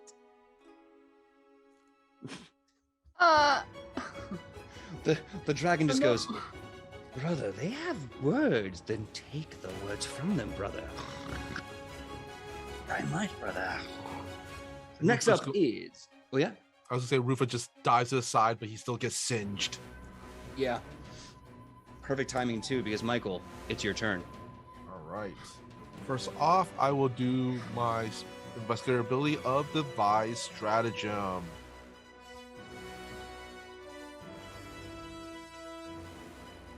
Here. Plus... Oh, it's been so long since I've been in combat, just to look up what I have to add. Devise Stratagem is blah, blah, blah, blah. Oh, okay, I add my intelligence. Wait, do I? Yeah, intelligence. So here. Also, Kylie wishes us that we don't die. I wish you a very much don't die. Yeah. Mhm. Kylie, Really? I'll make this official. You have one hero point that you can give to anyone here since you're absent. If you can, and you're watching, they might need your help. Really quick, PJ. I know they're in the dragon forms, but are they big enough for me to trip? Very good question. Because I have Titan Wrestler. You're a medium-sized creature, right? I'm a medium-sized creature, but I have Titan Wrestler, so I could go up one more size, I believe. You start to look over their equilibrium and their fulcrums, and you believe they are capable of being tossed. Okay, then. And Rufa is going to be tripping first brother, actually. Okay, so the white and gold dragon. Got it. This here. Plus, where is my intelligence modifier? Is that plus athletics? It is. I got a 32 on that. Against their fortitude, Mm-hmm. Rufa has successfully suplexed a dragon. All right. I believe with my next two actions, let's see here. With the dragon on the floor, Rufa's going to, with his free hand. Actually, no. He's going to put one of his free hands up to his temple and just kind of glares at the dragon. I'm gonna use my ability Daze. I have to roll against that, right? Let me check really quick. I'm on archives. Yeah. Like I said, I have not been. We've been not in combat so long. I'm rusty. That is more than understandable. We've had a lot of amazing role play and exploration, and sometimes you have to get a refresher on things. All right. Let's see. Okay, so I have that. It Yeah. says you cloud the target's mind and daze it with a mental jolt. The jolt deals mental damage equal to your spellcasting ability modifier. The target must attempt a basic will save. If the target critically fails a save, it is also stunned 1. So what's the DC that I have to beat? Let me check here. I believe it is 11. 11. DC 11? Wait, no, 21. Sorry, 21. go. It's 10 plus. I was gonna say, like, that seems weird. Well, I have this special die here that I've just rolled, and it's great because when I critically succeed, it says, yeah. But when I critically fail, it says this. And I critically failed. All right. See, I didn't say it, so I think we can get away with that with the sensors. Haha. So let's see here. They are stunned 1, and also they take mental damage equal to my spell casting ability modifier, which is it spell attack roll or spell DC? It would basically be, I think at this point, 1d6 because it's a heightened cantrip at this point. Mhm. And then plus your spell modifiers. So whatever your bonus is, like +2, +2, 3, +4, things like that. Okay, so it's 1d6. So that's 6 plus 11. That's 17. Oh, the modifiers. So it'd be like, what's it based off? Your charisma? Yeah, What's your charisma at? it is at +4. Okay, yeah. So it'd be whatever the 1d6 is +4. Okay, then 6 plus 4. It is 10 plus 4. That's 14. 14 damage. Solid. Mental damage. And there's stun 1. Emotional Okay. damage? Emotional damage. Oh my god. Yep. So you look at them with that look and you get into their mind and you see this dragon on the ground, then it starts to as it holds its head and it feels the pain and it is stunned. I am gonna need no, I'll do that in a bit. So that was two actions to cast that cantrip, right? Yeah. Cool. Now it's going to be Shin Brother 1. Now, I need everyone here to make a will save. Oh, rats. Oh, actually, not rats. I'm relatively okay at that. Oh my god! You'll never believe it. Did you get them nat 20? I did. That's awesome. I wish That's two nat 20s in a row? Yeah, I know. It's Dang, weird. that's wild. I wish you could see it. You can't. It looks like. Thank you, Joe. We can hear it, is what matters. Mm-hmm. You know, I'm very glad to get it on these saves, but I guarantee I'm going to want it more later. Probably. I got a 29. You pass. I got a 27. You pass. God. What, and you got the critical 20, you're right. I was waiting for your Yes. number, like, though we were just talking about this. You all pass. So as you look at the dragons, you see their powerful arcane bodies, these eons of power and might that just split from their elven shin husk, ripped full. And in their presence to you, you feel the weight of it. And as this weight begins to almost grab your heart and become too heavy, you shake it off. You fought a war. You fought the avatar of Gorm, these dragons. But chaff. You fight off the frightful presence of both of these dragons at once, and you are immune to the rest of the encounter. Yeah! Now, Shin Brother 1, who is on the ground and very pissed, will proceed to start chomping and biting at Rufa, still on the ground. Does a 27 hit Rufa? Let me check. Yes.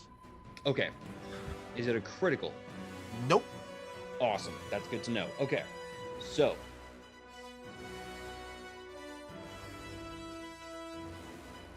As these jaws crush into your leg, you feel a horrible pain and then an even more terrifying chill start to spread over your body. You take 21 piercing cold damage as these teeth chomp into your leg. Now, with that being said, they are going to use one action to get up off the ground, and then use another action to slam the ground in front of them, being on Rufa and everyone within 10 feet of them. So I need everyone to give me a 24 reflex save. Question. Yep. Aren't they stun 1? You're right. You're right. I lied. Okay, so they get up and that ends their turn. Yeah. Thank you. Brain fart, even wrote it down. Okay, cool. So We they get get up, that ends their turn. And there you go. That being said, next up is Sam. Okay, so these guys are in front of me. They just got up. Yes, the first brother got up. The other one's already been up. I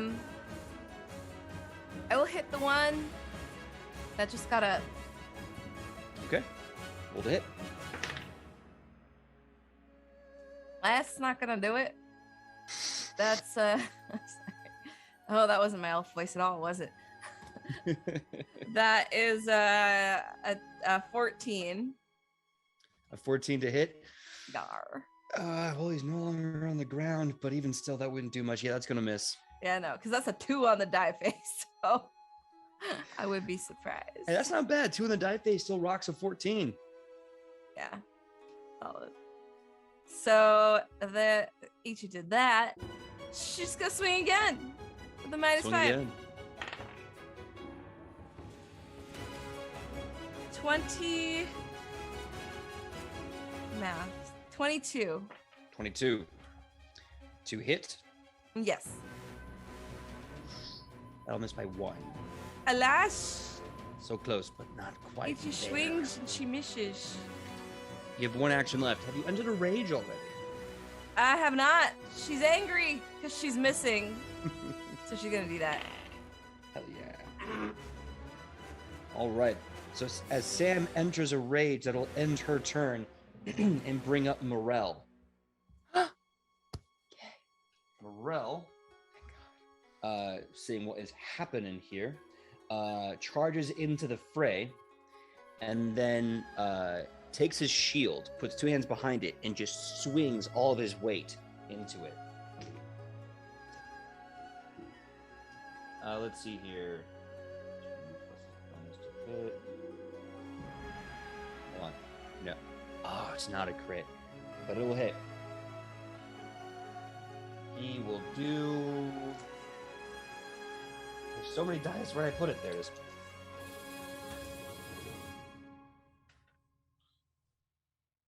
He will do 7 bludgeoning damage, and as he cracks into them, he puts all of his weight behind his shield and kind of like puts himself right in front of their mouth. So if they try to do anything, he is the line. And as he stands there with the shield reinforced, he just kind of shouts to everyone, if you need healing, triage can form up behind me. Mm-hmm. It's good. And that'll be the end of his turn. Next up is Sidney. Okay. I know Morel just said triage behind him, but I'm gonna heal everybody a little bit first. Yeah. Rufa's looking pretty rough. Yeah. I'm nervous for y'all, so I'm gonna roll heal with 2d10 and a 30-foot emanation, so that Morel, Ichi, and Rufa get hit with heal. Yes. Okay.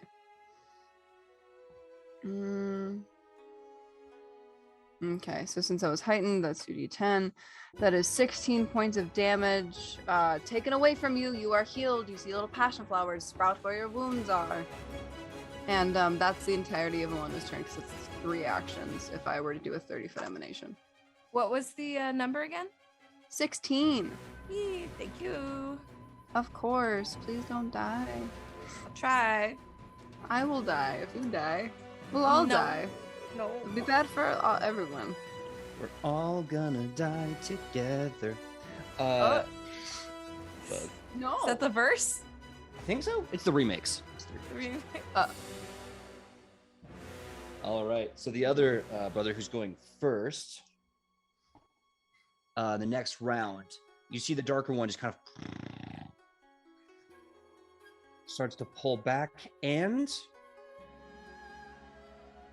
he is going to strike at, let's see, Ichi. Doing the Coiling Frenzy. Ooh, that might hit. What's the first one? Yeah, okay. Bite me, just try to bite me. Does a 35 hit? Ow. Yeah, what's your AC? 19. It's 18 right now because I raged. You're ragged. I'm ragged, and now I'm gonna be ragged. Yeah, you might be. It's gonna hurt. Okay, so the claw is gonna be a dirty crit, and then the tail strike that follows. Is it because I broke the law that I'm getting the claw? I should have known. Oh my god. You break the law, you get the claw. The claw. White claw. The white claw. No. And then the tail strike that comes after that is going to be a 27, which is not a dirty crit by 1 point, it sounds like. So this is but you're gonna get hurt, and then you're gonna get grabbed. It gonna hurt real bad. Yeah. All right, so let's see here. Oof. Okay, so the critical claw is going to do 36 damage, and the tail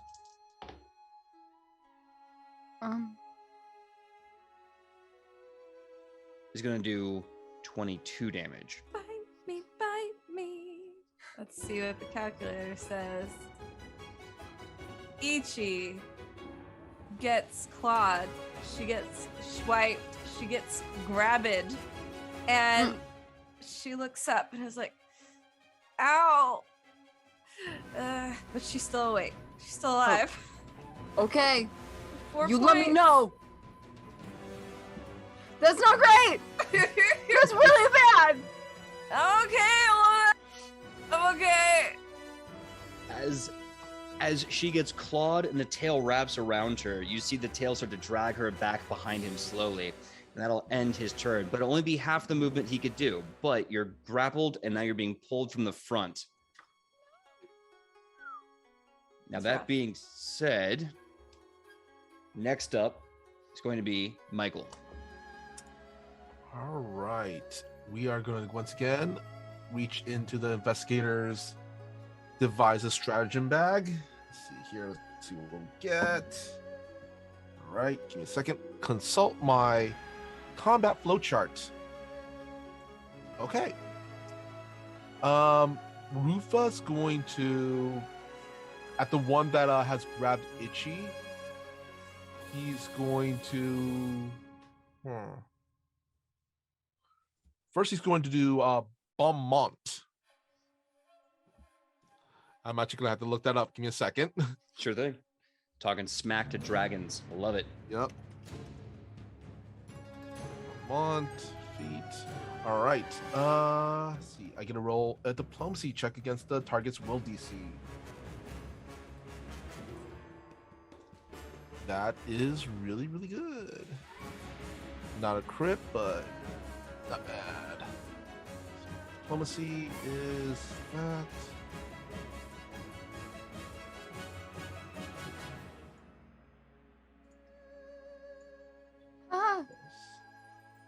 That plus 1. I got a 33. 33. Now, here's the question. Which one are you using it against, or can you use it on both? It says I get to choose a full, so 1. I'm Okay. using the one that grabbed Itchy. Okay, 33, correct? Yes. Against their will DC. Is that Not quite a dirty crit, but it will be a success. okay? Yes. All right. Well, they have a -2 penalty to perception and will checks for a minute. And with my last with using my last 2 actions, I'm going to use Daze on it. Okay. It's a good combo, Beaumont and then Daze. Hell yeah, because that's a -2 on the will save, so that's gonna really matter. It would, but it critically succeeded. Darn it. So it can still do at least, I think, the modifier damage. Okay. There's that, still some confusion about that. I don't know. I think that's a 10 then. Yeah. And for Beaumont, Rufa's gonna just kind of shout out. Let's see here. I got a different chart for insults. If dragon, go to your mama. If not dragon, go to your mama. All right. Rufa's gonna yell out. Let's see. You remind Rufa of that saying. Now, how did it go? Ah, yes. Light travels faster than sound, but in your case, you merely appear bright until you speak.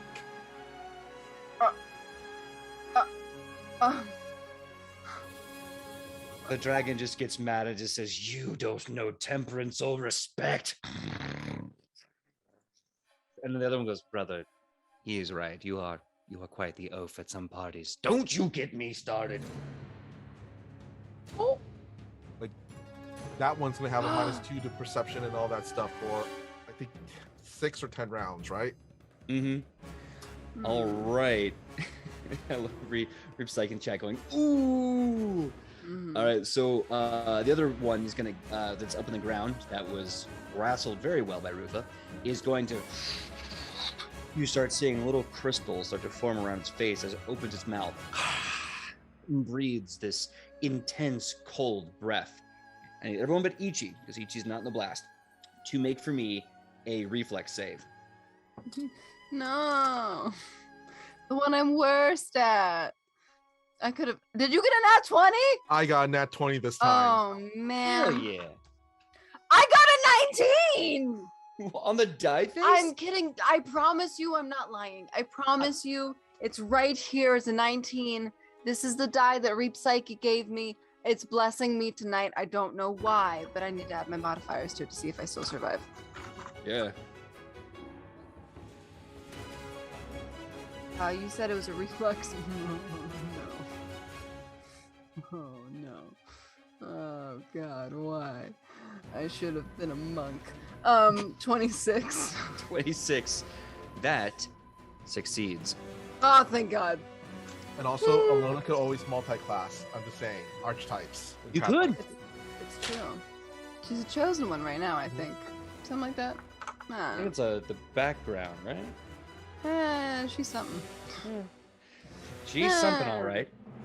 She's something. Well, the good thing is I rolled like garbage. Garbage, I tell you. So let's see here. That's 2. So you're only going to take half of 16 damage.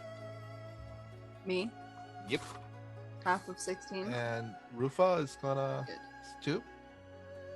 Roof got the critical. You don't take any at Oh, all. cool. Yeah. The basic reflex saves, you are good. Morel, on the other hand, will take all of that to the dome. No! Not the beefy boy. And as he kind of hides behind his shield, right. Yeah, as he hides behind his shield, you can see him kind of shivering, but pretty okay, actually. Oh, and Alona, you see that as the breath, basically, he's sitting right there. The breath just washes right over him before it pours over him and starts rushing over to you. You see as Morello is sitting there in this intense cold, his shield has this kind of beautiful gold light wicking off of him.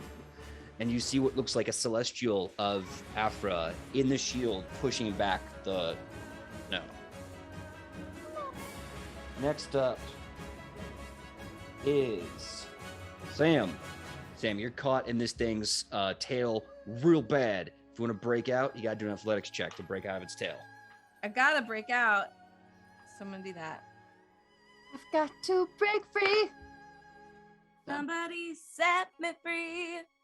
'Cause in this tail is not where I wanna be. That is... Is this your musical episode? It is now. yeah. Math. Carry the 1. Is that really a 30? I have to verify this with the calculator because that sounds wrong. but it 30s are might very be possible. Level It's 5, you never possible. know. It is a 30. I got a 30. You break free. Ah. Angie dwarf break free. How do opportunity I attacks know. work? Well, here's the best part. They can only take an attack of opportunity if they have the ability. It's not innate like it is in other editions. And Ah. this guy does not seem to be wanting to take opportunity of this. All right, I'm gonna book it to triage.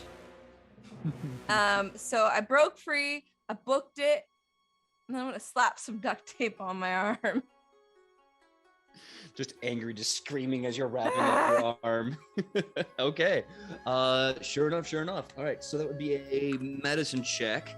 Now, normally you can't do this unless you have the battle healer, but with the tape of mending, I'll allow it. Go ahead and give me a medicine check. That's Yeah. 2. It's probably not great for me to do it myself anyway, because my medicine is a 2. Ooh. But that's a dirty 20. 30-20. Okay, not bad. That will give you. The cheat sheet is falling apart. There we go. Perfect. You can heal yourself 2d8. 2d8. 2d8. That is great. Yes, Okay. this is the musical episode. You're welcome. There we go. Welcome, everybody.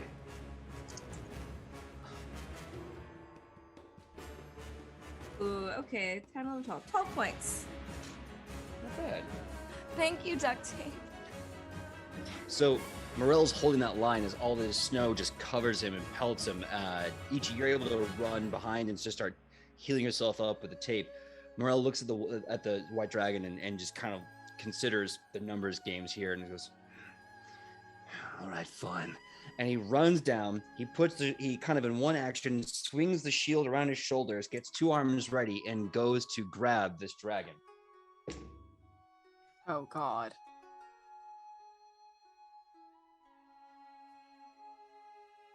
Okay. He makes an athletics check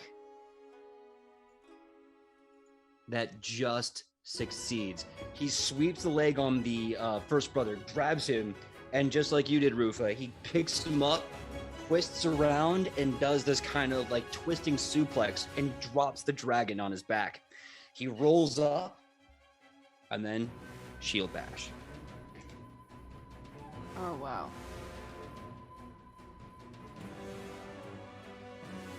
This is why we keep NPCs around.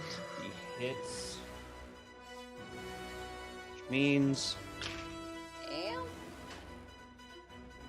he does 18 damage as he knocks him down, takes his shield, slams it in the dragon's throat, and with his shield up, kind of steps off to the side and keeps his shield raised. He does 18 damage, knocks the dragon prone, and that is going to be the end of his turn. Sidney, it's your turn. Okay, I have an idea. Which dragon was the one that said that his brother was Dumb.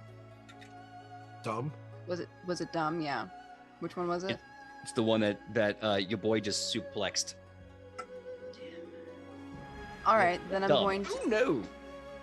All right, then I'm going to target the black dragon. How many? Okay, Rufa, you need to be quick healed first, right? Ichi's behind triage. I can't get to Morel because he's suplex. You need some healing, right?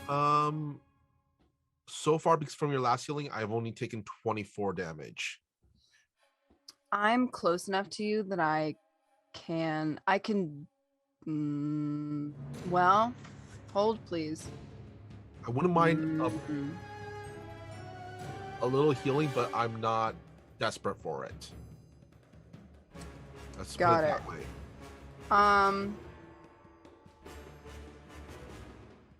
Okay. If I take one more hit, though, I will need healing. I have an innate charm spell. I have a +4 circumstance bonus right now to the black dragon. And because of Rufa, on top of that, because he used, I believe it was Bon Mot, Yeah. that the dragon has a disadvantage on will saves. So I'm going to attempt to charm that black dragon and turn him on his brother. Okay. Okay, what do you say as you cast the spell? I say, "Oh, that's a shame that your brother thinks that you're so stupid. I actually think that you're pretty smart." Okay. What's the DC to beat? Okay.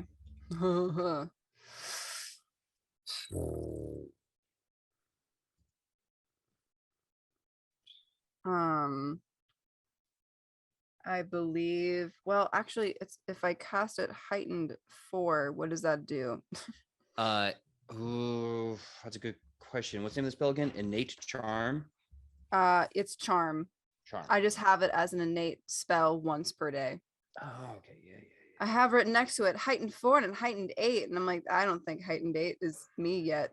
But then again, heightened 4 might not be me yet either. So level 4 would be about, or sorry, fourth Yeah. spell would be about level 7, but the heightened Yeah. 4 just is the duration of the spell. Yeah. So it's a 26 is the DC. Okay. Well, make sure I get this correct. You have disadvantage. With the penalties from the Bon Mot, that's a fail. Yes. Oh, sorry. And it was only a few points off.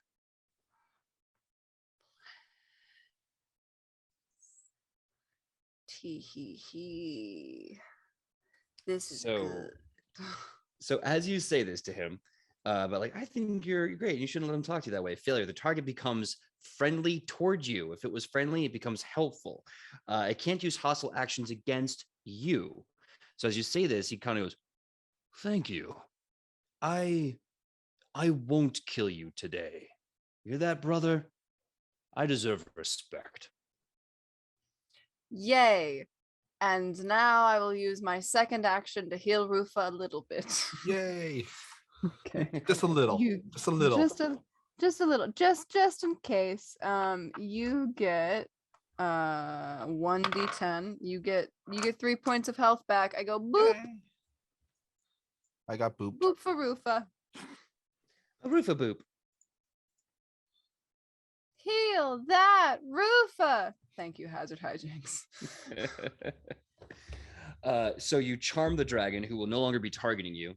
Please don't kill me. And now, well, it's actually kind of funny because now it's his turn. And so as you do that, he says, but I think I will kill that one trying to kill my brother. So he goes over to Morel and just flies right up to him, takes a huge breath and breathes at him. With his shield raised, he looks up and he goes, "Oh, bloody hells," and just kind of ducks behind his shield. He has to make a reflex save.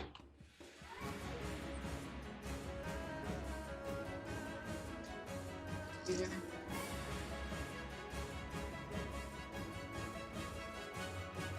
5, 10, 15, 20, 26, 29 Oh. times 2 for the critical fail is 58. Oh. Is he dead? That's a yikes for me, bro.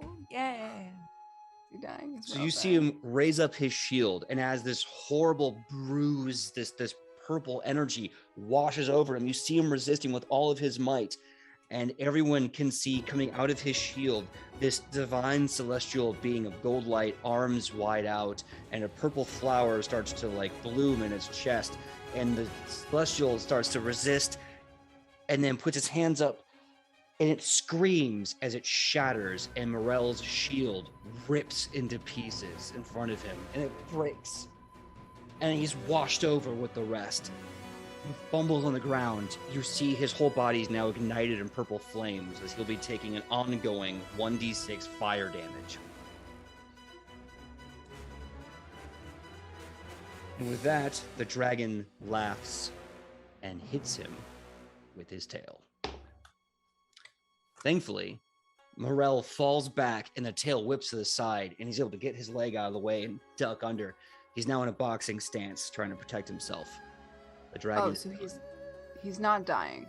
I mean, He's effed up. Aren't He we looks all dying, Lona? He looks Okay, really right. Inside.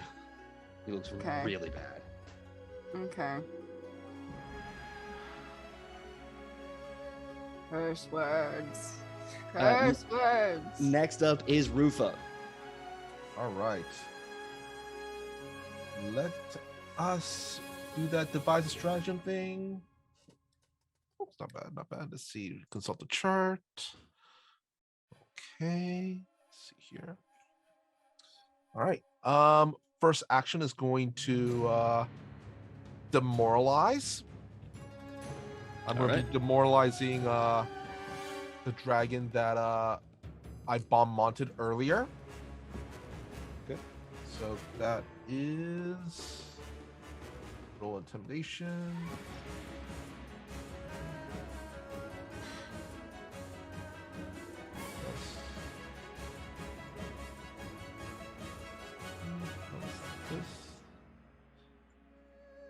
Oh, and +1 here.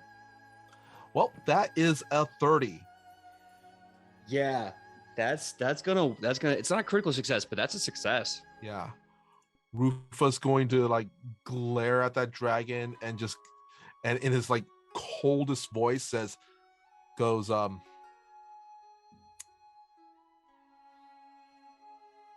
you made a big mistake standing for the emperor, and you made a bigger mistake hurting Rufa's friend. All right, and second action, I'm going to faint. Oh, PJ, actually, was that 30? Did you take account of the bomb mont, the -2? Do not. Hold on. Let me see. I just realized that. Well, you reapplied Bonmont, right? No, bomb mont is ongoing. Okay. Oh. So if that's the case. You said you did 30, right? Yeah. Nope, still not a crit, but Okay. it was a success. Okay, I just want to make sure. Sure. All right.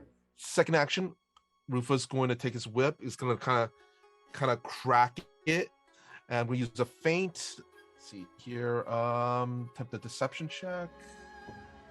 Okay, that's not bad. Let's see here. Plus deception, and my plus. Well, PJ, that's another 30. Yeah, and that's against will or perception?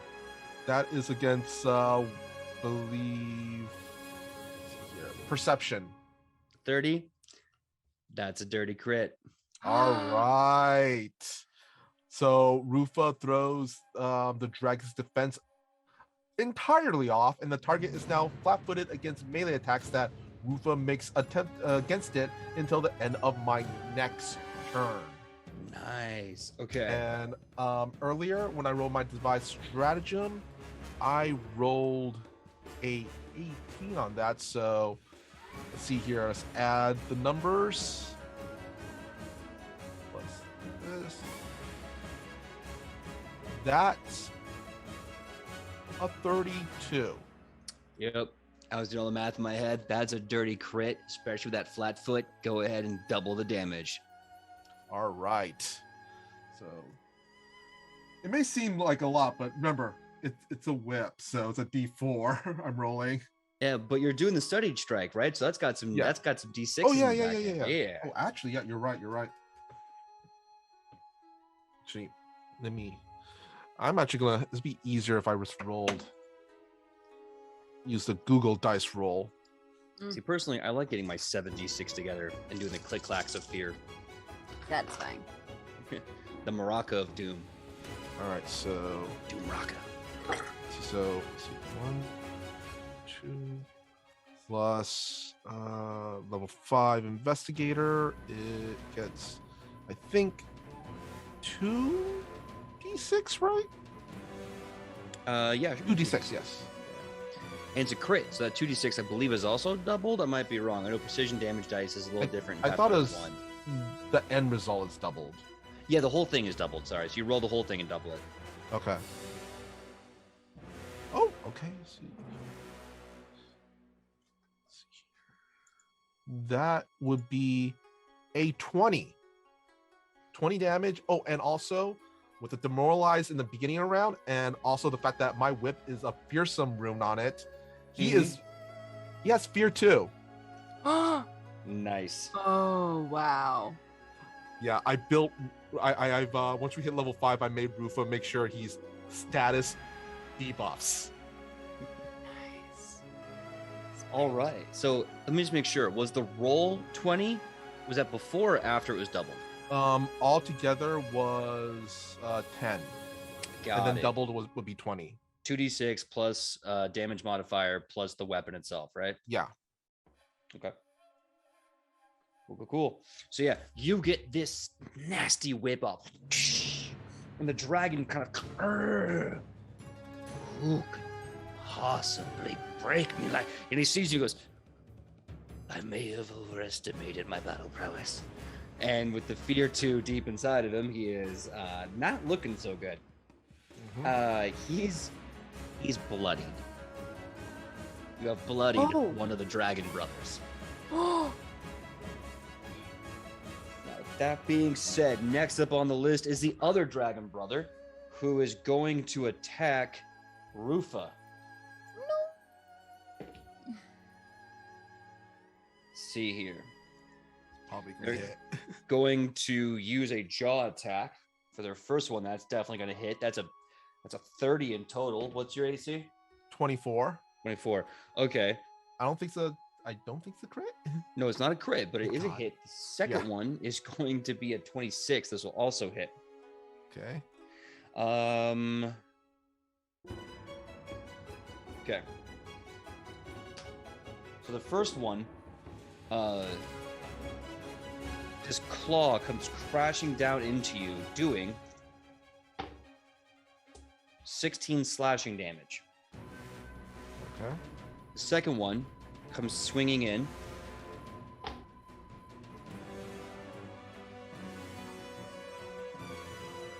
Second.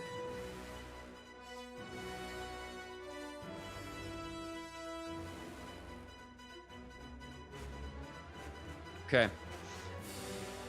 You see the hand reach back, and as it goes, it kind of stops for a bit, and the dragon just kind of pulls his whole body weight through it and starts sweeping through. It's supposed to be another 16 damage, but instead, you only take 8. As coming up in front of you, you see a being made of light that looks just like Morel popping up in front of you, and the being of light just says, "You made another mistake. You hurt Morel's friend, Rufa."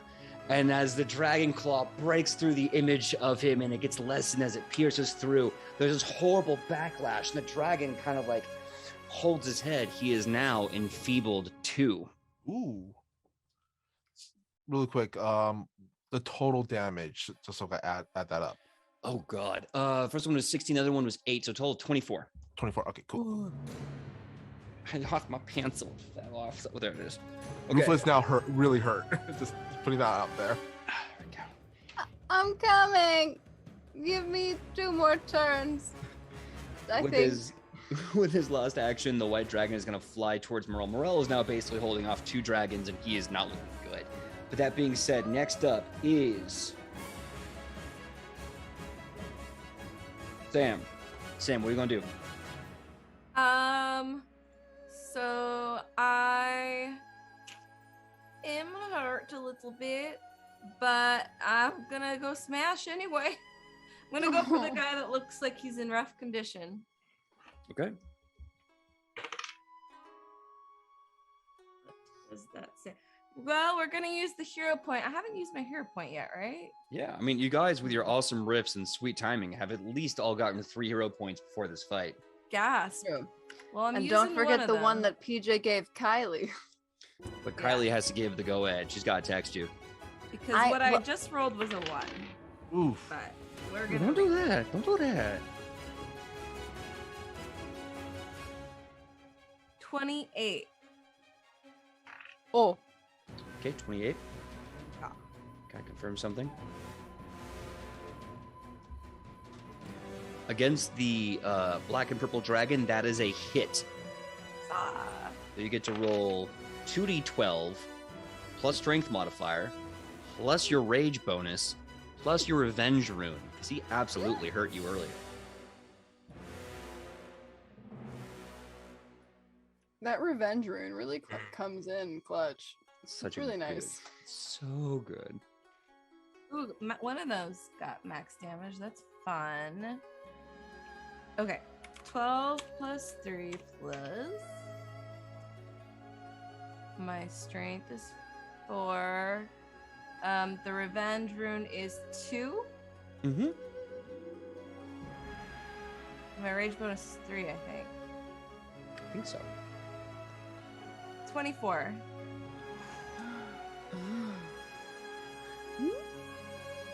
Yeah, he looks terrible as your weapon just slams in and drags scales off his form. A horrible howl and scream as he turns to you looking confused. That was one action, right? Yup, we're gonna do it again. Smash again, baby. And that's at a -5. Mm-hmm. Okay, I'm gonna use another hero point. See if we can get better than what I just did. Taking that risk. Okay. Let me just calculate with a calculator. 30. That's a dirty crit. Hell yeah. All right, let's roll these dice. Beat him up, beat him up. Ichi puffs, what? Beat him up, beat him up, beat him Beat up, 'em up. beat him up. This really is the musical episode. How do we do that? Hype train. That's how we did that. What? Oh, the Well, hype train. what- Right. Yeah. I thought you said we had Revenge rune. Rage. strength modifier Great. That's it, right? and the 2d12. Add them all Okay. together, double them. So doubled is 42.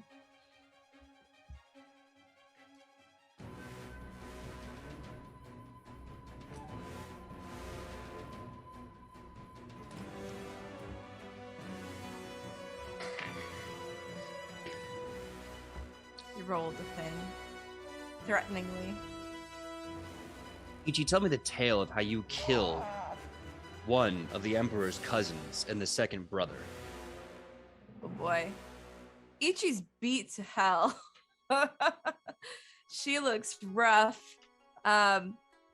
She had put some pieces of duct tape over her wounds. And you know how the duct tape does. It does all right. And she sees this dragon going for, I'm assuming this is the one that went for Morel, right?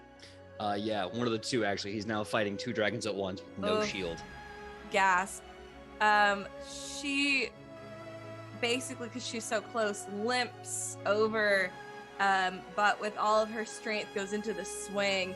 And first she up, like underneath catches his jaw, his dragon jaw, of course. And you see like dragon teeth flying. And then with the momentum does one full 360 spin and just smash his dragon head into the ground. And she says, ow. So as you do this rising strike, twist in midair, and come down with all your weight, you see this massive crater just comes out from the jawbone underneath his jaw, the dragon that's just been slain. Meanwhile, out in the distance, you hear all the Wormkin just scream in mourning at the loss of another dragon, but then scream in confusion. Who here speaks Draconic? I do. All right. Oh, for does. So Rufa hears in Draconic, they just got Draconic reinforcements. Traitors are coming. Traitors are coming. Now, cut back to this fight. You see whose turn it is. It's Morel's. Morel, it was like basically in a boxing stance, looking at two dragons at once until Ichi just bodied the other. And then he looks at the one and goes, "Still not the weirdest thing I've ever beat up." And then just rushes in and opens up a combo house on this guy with everything he has left. That's a crit. That may be a crit. No, that's a hit. And with his last one, yeah, no way he's hitting with that. So,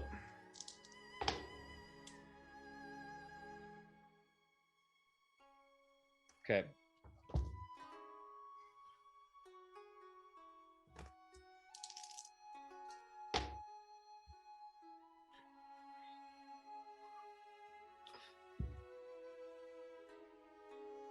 All right, so he walks up this dragon, he kind of like shoots into this dragon, comes up with this massive uppercut, catches him in the jaw, Ichi, and just like how you like made the jaw clamp and teeth blade, you can see dragon fangs breaking out of the gums with this uppercut, and from there, follows up with a left hook, cracks it on the side of his snout, and this massive dragon is just kind of being rope-a-doped by this guy. And then finally, with one punch, he tries to go for a huge overhand right, Superman style, misses, kind of stumbles through, and gets back up. Alona, you can finally get a good look at him. You can tell he is bleeding profusely from his body as he just kind of rubs it, kind of clears his nose, and he goes, "Come on, mate. I can do this until I can do this all day. Let's go." He does about 30 damage, and that's the end of his turn. It's Alona's turn. What? I understand I can't fix people, but I can heal them. I have Rebuke Death as a focus spell, so I'm actually going to target Alona, Rufa, and Morel, and I'm going to heal you for 3d6. Cool. Hey PJ, I got a quick question. So the dragon that died, is it the one with all the debuffs, or is that the one we're still fighting? Yeah, he's the one with all the debuffs. The one that died. Yeah. Okay. You get 12 points of damage back. I mean, 12 HP back. All three of you. And that's the end of my turn. Okay. Yay. Please don't die on me. You're all I have. I wish I was joking. Morel is doing better, but you can still tell he's still bleeding out of some wounds. It wasn't great. I wish for more. Is there anything else you can do with your turn, or is that taking your entire turn? That takes my entire turn to heal each of these people. Okay. With Rebuke Death. Well, that being said, top of the next round, Michael, what's Rufa gonna do? All right. Let's see. First, we're gonna do a devise a stratagem.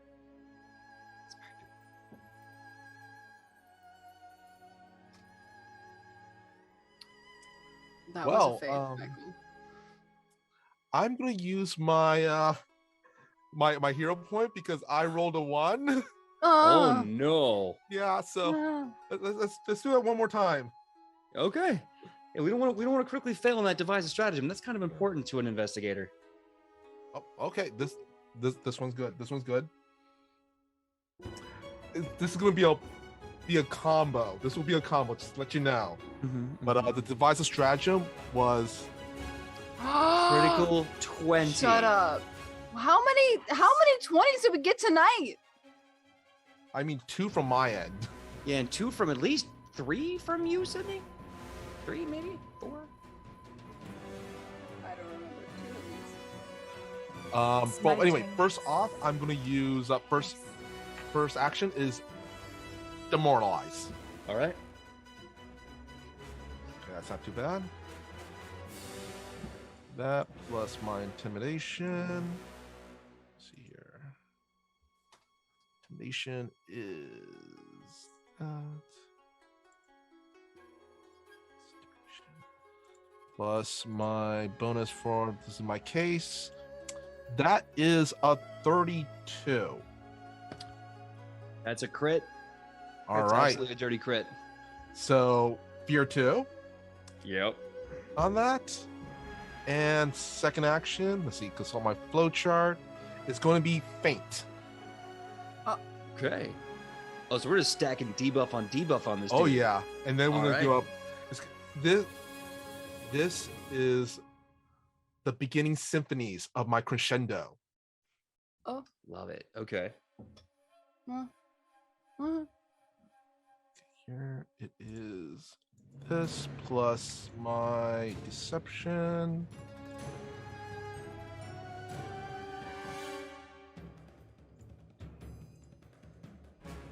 That and I forgot.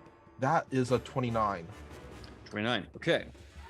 against their, I believe, I want to say Their their will. perception. Their perception. Perception. But they're Okay. also fear too, so they already have that -2.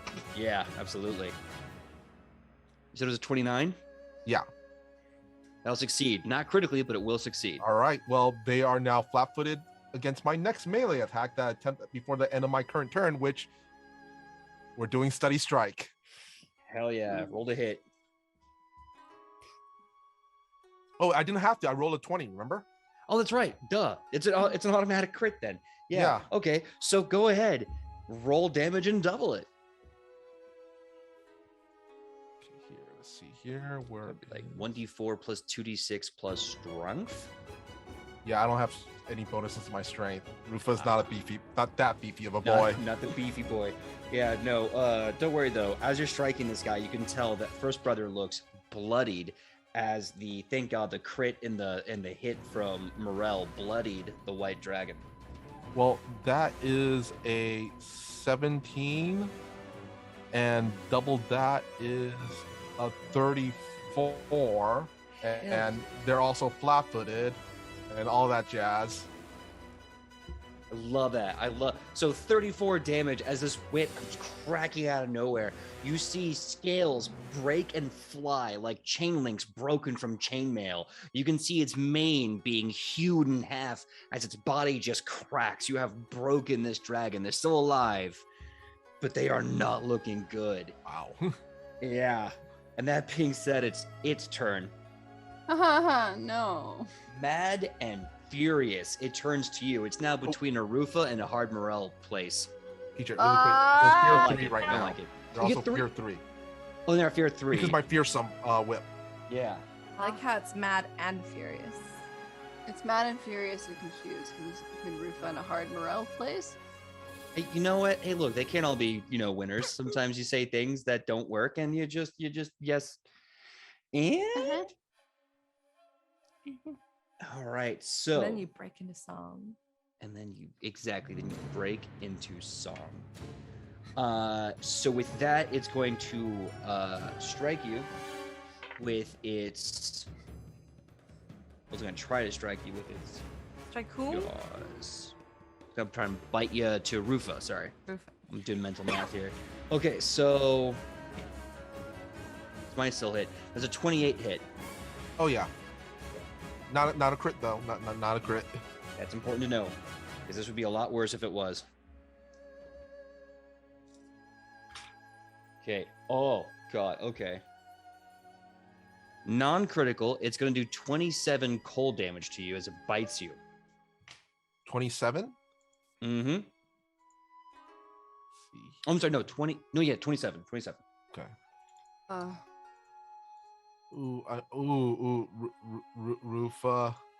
Rufa's bad. Rufa's caught in his jaws. I'm gonna have to start doing some death saving throws. Oh, Yeah. wait. Are you dying? Are you 0? Yeah. Full. Hold. I You get have. the death ward on you. Oh yeah. I have. Yeah, there's also that. But I have Breath of Life, which prevents death. And I remember there was some controversy over this last time, but I do believe that once you start having to do death saves, it is a reaction I can use once because I've only prepared it once. That can restore 4d8 plus my ability mod to you, so you don't die, and it's a reaction once you start dying. I believe. Breath of life. Let me look this up really fast. Yes. But I will say, I need to look this up because if it is a reaction, that will take place immediately. Yeah. I It should is a probably look reaction. into that. Yeah, like right now I'm standing at -7. Yeah. Uh-huh. It's a reaction. This Oh is yeah, why we no, have that's much further down the road. You don't have that spell yet. You might have it like available, but you can't use that until level 10. I think it's the Breath of confusion. Life. Yeah, at least the one I'm seeing. We'll confirm that later. But Mhm. what I will say is, unfortunately, right now, we won't be able to use that. But what we Okay. have that. But what we will be able to use is it's going to attack 2 more times. Okay. It's going to attack with its tail on Ichi for a 28 to hit you. Will that hit you? Hits. Is that a critical? Well, I have No, to it's okay. admit, It's A-okay. What's your I AC? don't know what a critical is, and I feel like at this point it's too late to ask. It's So it's Oh, a yeah. A-okay. 19. It's an 18. In that case, this will be a dirty crit. This is gonna hurt. Because it's gonna be double this. Well, you're gonna have your work cut out for you. Okay. Oh, Damage crap. isn't too bad. Damage isn't too Mhm. bad. It's a 22. About Mhm. You're out. 0. Yep. All right. Oh, son of a beach nut! And with its last strike, it is going to strike at Alona. No! What's your AC, You better Alona? not. Oh, are we gonna get a TPK? Oh no. We'll see. The musical episode. It's the right time. Yeah. No, probably. Are we gonna do the Xena music episode where we're all in TARDIS? Hmm. Singing to get your soul back. Alona, what's your AC again? Yeah, that's not great. It's a 17. Wait, no, 18. It's an 18. Yeah. 18. They missed by 2 points. Bruh. It's So close. with their turn done, Rufa and Ichi down. It is top of. It's continuing the round. It's Morel. Hold on. Head Sam, tails Michael. Okay. So Morel sees you both get downed. Looks. He's closest to Ichi. He runs, slides on one knee, claps his hands together. You see within his palms, this purple flower starts to bud. He takes the flower and just basically shoves it into your chest, Sam. Oh god. Okay. All right. Where do I hit? Point me in the direction. You're healed for 14 HP as you come back from the dead. You're now at dying 1. And with that 14 HP, he goes, oh, bloody hell. Oh, wait. And then just goes to strike and punch the dragon for his troubles. Let's see here. Hmm. You did debuff him, right, Michael? Yeah, it's Fear 3. Oh, and that's gonna hit. Okay. You're gonna take 10 damage from Morel's punch, as he just kind of like that Hulk kind of cheap punch, that cold cock, hits him. The dragon's does not like it. It's the end of Morel's turn. It is now Sidney's turn. Oh boy. How close to death is this dragon? He is very close to death. Um, All right. Michael? wasn't I after Morale? Yeah, oh, that's right. Give me a roll for recovery. Yeah. I was gonna say, Please like, don't die. technically you don't have a turn, but you do because you have to roll a recovery. So go Yeah. ahead. Mhm. So what do I have to roll? What's my target? Let's see. Do I get to add anything? Yeah, no, it's a D20 roll flat up, and Uh-huh. it's going to be. Let's see, you're at 1, so you have to beat an 11 on a flat D20 roll. I'm gonna use my last hero point because I Think it rolled a matters? 2. Oh god.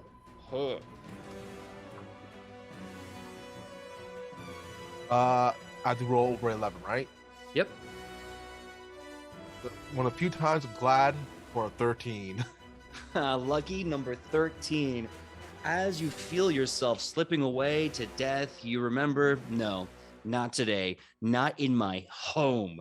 And you come back from death.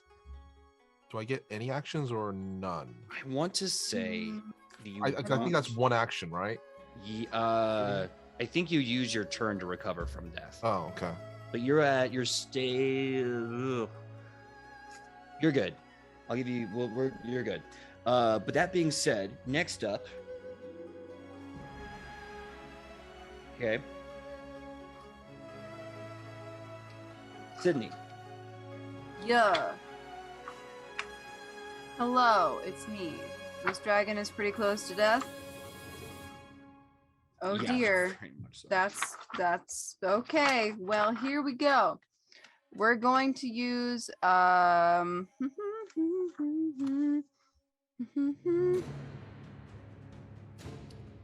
right. I'm gonna just use my cantrip. I'm gonna use my divine lance, and I'm gonna just take this guy out if I can. We'll see what happens.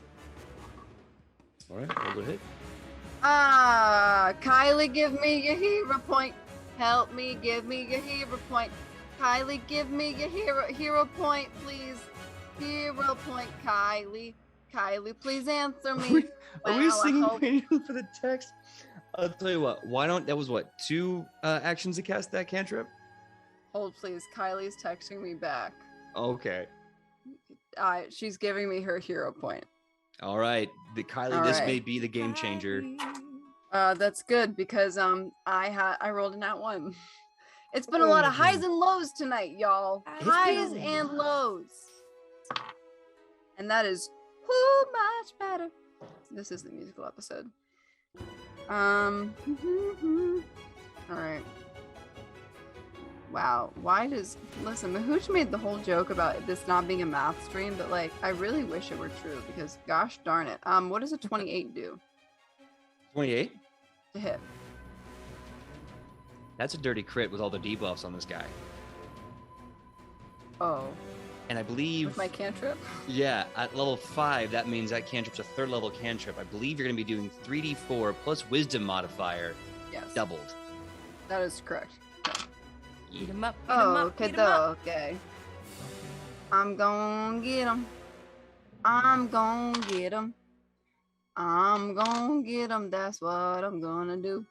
Why is it alone in the country? We don't know. Nobody knows. Stand the This is country fine. queen. Country queen. Yeah, that's 20 points of damage with my divine lance. Tell me the tale, Sidney, No. of how you got your 3rd kill. Why? Why does this cloister cleric keep killing people? That kills people, Hey. Carl! It's not a people, it's a dragon, okay? It's a dragon. That kills dragons, Alona! I have the violence only divine lance can cure. Oh, alright. Ilona looks to Rufa, who just came back. Looks at a very broken Ichi, looks at a very broken Morel, and seeing how hard her friends are fighting. She looks a dragon dead in the eyes and goes, "We've come too far for mercy, friend." And gets him right between the eyes. As you say this with heavy sorrow, you gently raise your hand and extend your fingers, and from your palm a mighty passion flower blooms, and from its petals a beam of golden light fires right in between the eyes. The eyes start to go slack and cross-eyed as you can see the beam pierce from the beginning of its skull to the back of its head. And as a smoking crater is left, the creature drops. Morel, who's been kind of standing in this boxing stance, kind of stumbles, arms to his side, drops to one knee. And he's kind of laughs and goes, "I never thought I'd fight a dragon. I need a nap." And just falls back on his back. As everyone is starting to pick up the pieces, your barbarian, your strongest, was dropped once and brought back by desperation. Rufa was almost brought to the brink of death and willed himself together. your champion of Afra is beaten and bloodied and bruised and also on the brink of death. And worse yet, his divine shield shattered under the wrath of these two dragons, the cousins of the Emperor himself, a stronger entity by a mile. And as you all stand there, slowly gathering your consciousness, your awareness, some slight healing, you hear the combat outside in the courtyard finally come to a terrible stop. Looking out, you see your army of elves, broken, beaten, bloodied. Easily 10, 20, 30 of the 100, 200, 300 elves slaughtered. These immortal beings now no longer living and will never again be present in this world. But the hundreds of wormkin that you saw fighting them, slaughtered to the man.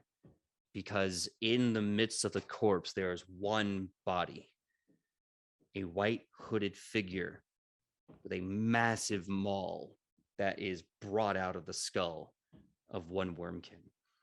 Behind this figure, the remaining elf contingency, weapons raised, and behind them, you see wormkins as well, with platinum scales.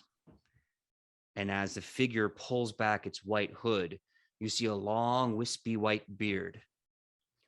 I knew why you had it, yes, son of a bitch. I'm still hot stuff. Ha-cha-cha. That's right, old Tadine. No one could stop you today. Oh, look at you go, buddy. Who is that? Yes, it's your old friend, Tanine. I've found a magic circle. I heard about y'all having problems, and I thought some help against the Wormkin army. Oh, this Green King, he's not going to win today. I need to lay down. I'm very dizzy. Rufa's kind of holding his side, slightly bleeding, kind of just spats out a glob of blood and just kind of sighs. Oh, Rufa cannot believe this. Oh, Morel, good idea. Rufa thinks he's gonna lie down for just a bit too. Boy. As you gather your strength, as you gather your breath, as you see that while you have lost something in this fight for a free Shin, you see that you have been rejoined by another powerful draconic entity, which is good because a scout comes in from the wind that tells you the Emperor is fast approaching with his army. He comes to take the capital that he believes is rightfully his. And this is where we're going to end today's episode of Edge of Legend. So tune in next week when we could see the final conclusion of the I want to say dance, I want to say case, I want to say so many things of the Imperial Tiger, the Emperor of Shin in full form, in full view, versus the heroes for tomorrow. And before I forget, you do find in the corpses a special book. I'm gonna write this down because it's called A Treatise of Dragons of Shin. The entire collection of the past 10,000 years of the existence of dragons and their significance in this country. And that being said, we are going to say goodbye, starting with the man, the myth, the legend, Mr. Michael Powell. Mr. Michael Powell, tell them who you are and where they can find you on that sweet, sweet internet. I kind of want to add something to that ending where Rufa's like next to Morel and he kind of taps and go, Morel, you dead yet? No, mate. No, I'm not dead yet. Oh, good, because we got more work to do. Yeah, man. Yeah, I'm dead, man. I just saw that as a perfect opportunity for that. But anyway, I'm Michael Powell, and you can find me all over the internet on my social medias, which is at Mr. Kapow. That's MRKAPAO. Or my Facebook page, which is facebook.com/Michael Powell Does Stuff, because I do a lot of stuff, like my TTRPG YouTube channel, Fantastic Tales of Adventure, or my horror channel, Dastardly Tales of Horror. My upcoming schedule is Thursday. I will be on Toyzilla Live on the Toyzilla Network here on Twitch at 6 p.m. Pacific Standard Time, where we talk about toys and collectibles. And right after, depending on how I feel, I might pop over to live action roleplay for some afters where we talk about WonderCon that just happened this past weekend, where I was working and doing stuff. So yeah. Oh, and every other Friday, Johananon, where we play Modern Age of TTRPG. Oh yeah. If you haven't gotten the chance already, go follow Michael Powell on Twitter. He's got a lot of really awesome photos from the cosplays you saw, the panel he was on, and a bunch of other really cool stuff. So please go check it out and support our man. It was awesome. That being said, next up, Sam. Please, Sam, tell us who you are and where we can find you on that sweet, sweet internet. Well, hello. Before I do, I decided to contribute to our musical episode with an ending song. Yeah. Yeah. Alona is a cleric. Alona is the best. Alona punched a dragon right on through the chest. Go, Alona! Sam, Well, anyway. I want you to make a note. You're going to start off with an extra hero point next game. That was tremendous. Heck yeah. Hi, I'm Sam. You can find me on the internet at Hey Sam Sterling. Look at the trauma that I caused. I'm sorry. I love you. Don't hurt. Yep, but just I'll be here next week playing this game. And I hear some talk, some other games of Days Yore might be coming back, but well, that's just a teaser. Other than that, Frog and I say goodnight. Thank you for watching. Oh, love Frog. Frog is best mug. Well, that being said, Sidney, please tell us who you are and where we can find you on that sweet, sweet internet. Before I do, can I ask a question? Yeah. Can I? Is the dragon that Alona murdered the same one that she charmed not to attack her? No, the one that you try not to attack. That's all I need. It's fine. It's fine. Less guilt, less trauma. That's good. Is that what your anyway. look of shock was a few minutes ago? Yes, it was. Okay, I was wondering. Yeah, I was like, why is she so shocked by a Cool Runnings reference? What the hell? No, I was scared that Alona was really going down the path of pure evil. But hello, my name is Sidney, and I played Alona, the cleric. You can find me all over the internet at Sidney Rubino, and trauma. I'm done. We're good. Okay. Goodbye. Hey everyone, my name is PJ Megaw. I'm all over the internet at pj.megaw, Facebook, Instagram, TikTok, and Twitter. Come find me, confront me, and let's have fun. When I'm not here with these absolute legends, you can find me here Monday night for Wayward Arcadium. Same nat time, same nat channel, 8 to 11 p.m. Pacific Standard Time. A daily slice of life / adventure academy campaign as students in the Arcana Miriam in Galarian try to survive Heroes College. And we're about halfway through the first season, and they're about to go on a field trip to Geb, the land of the dead. So tune in next Monday and see how this field trip to the land of the dead goes.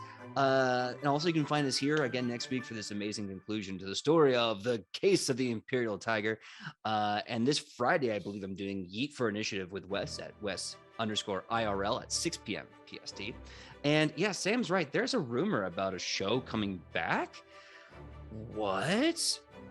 I'll be on the lookout. More details as we know them. And until then, we have a lot more amazing announcements to make. We'll do it when we can. See ya. Same that time, that channel here on Nat 20 Productions Official. Who are we raiding, Mr. Michael Powell? Who is this person? Lost Initiative. They're playing some Star Wars TTRPG, and which is fitting because next month is Star Wars Celebration. That's right.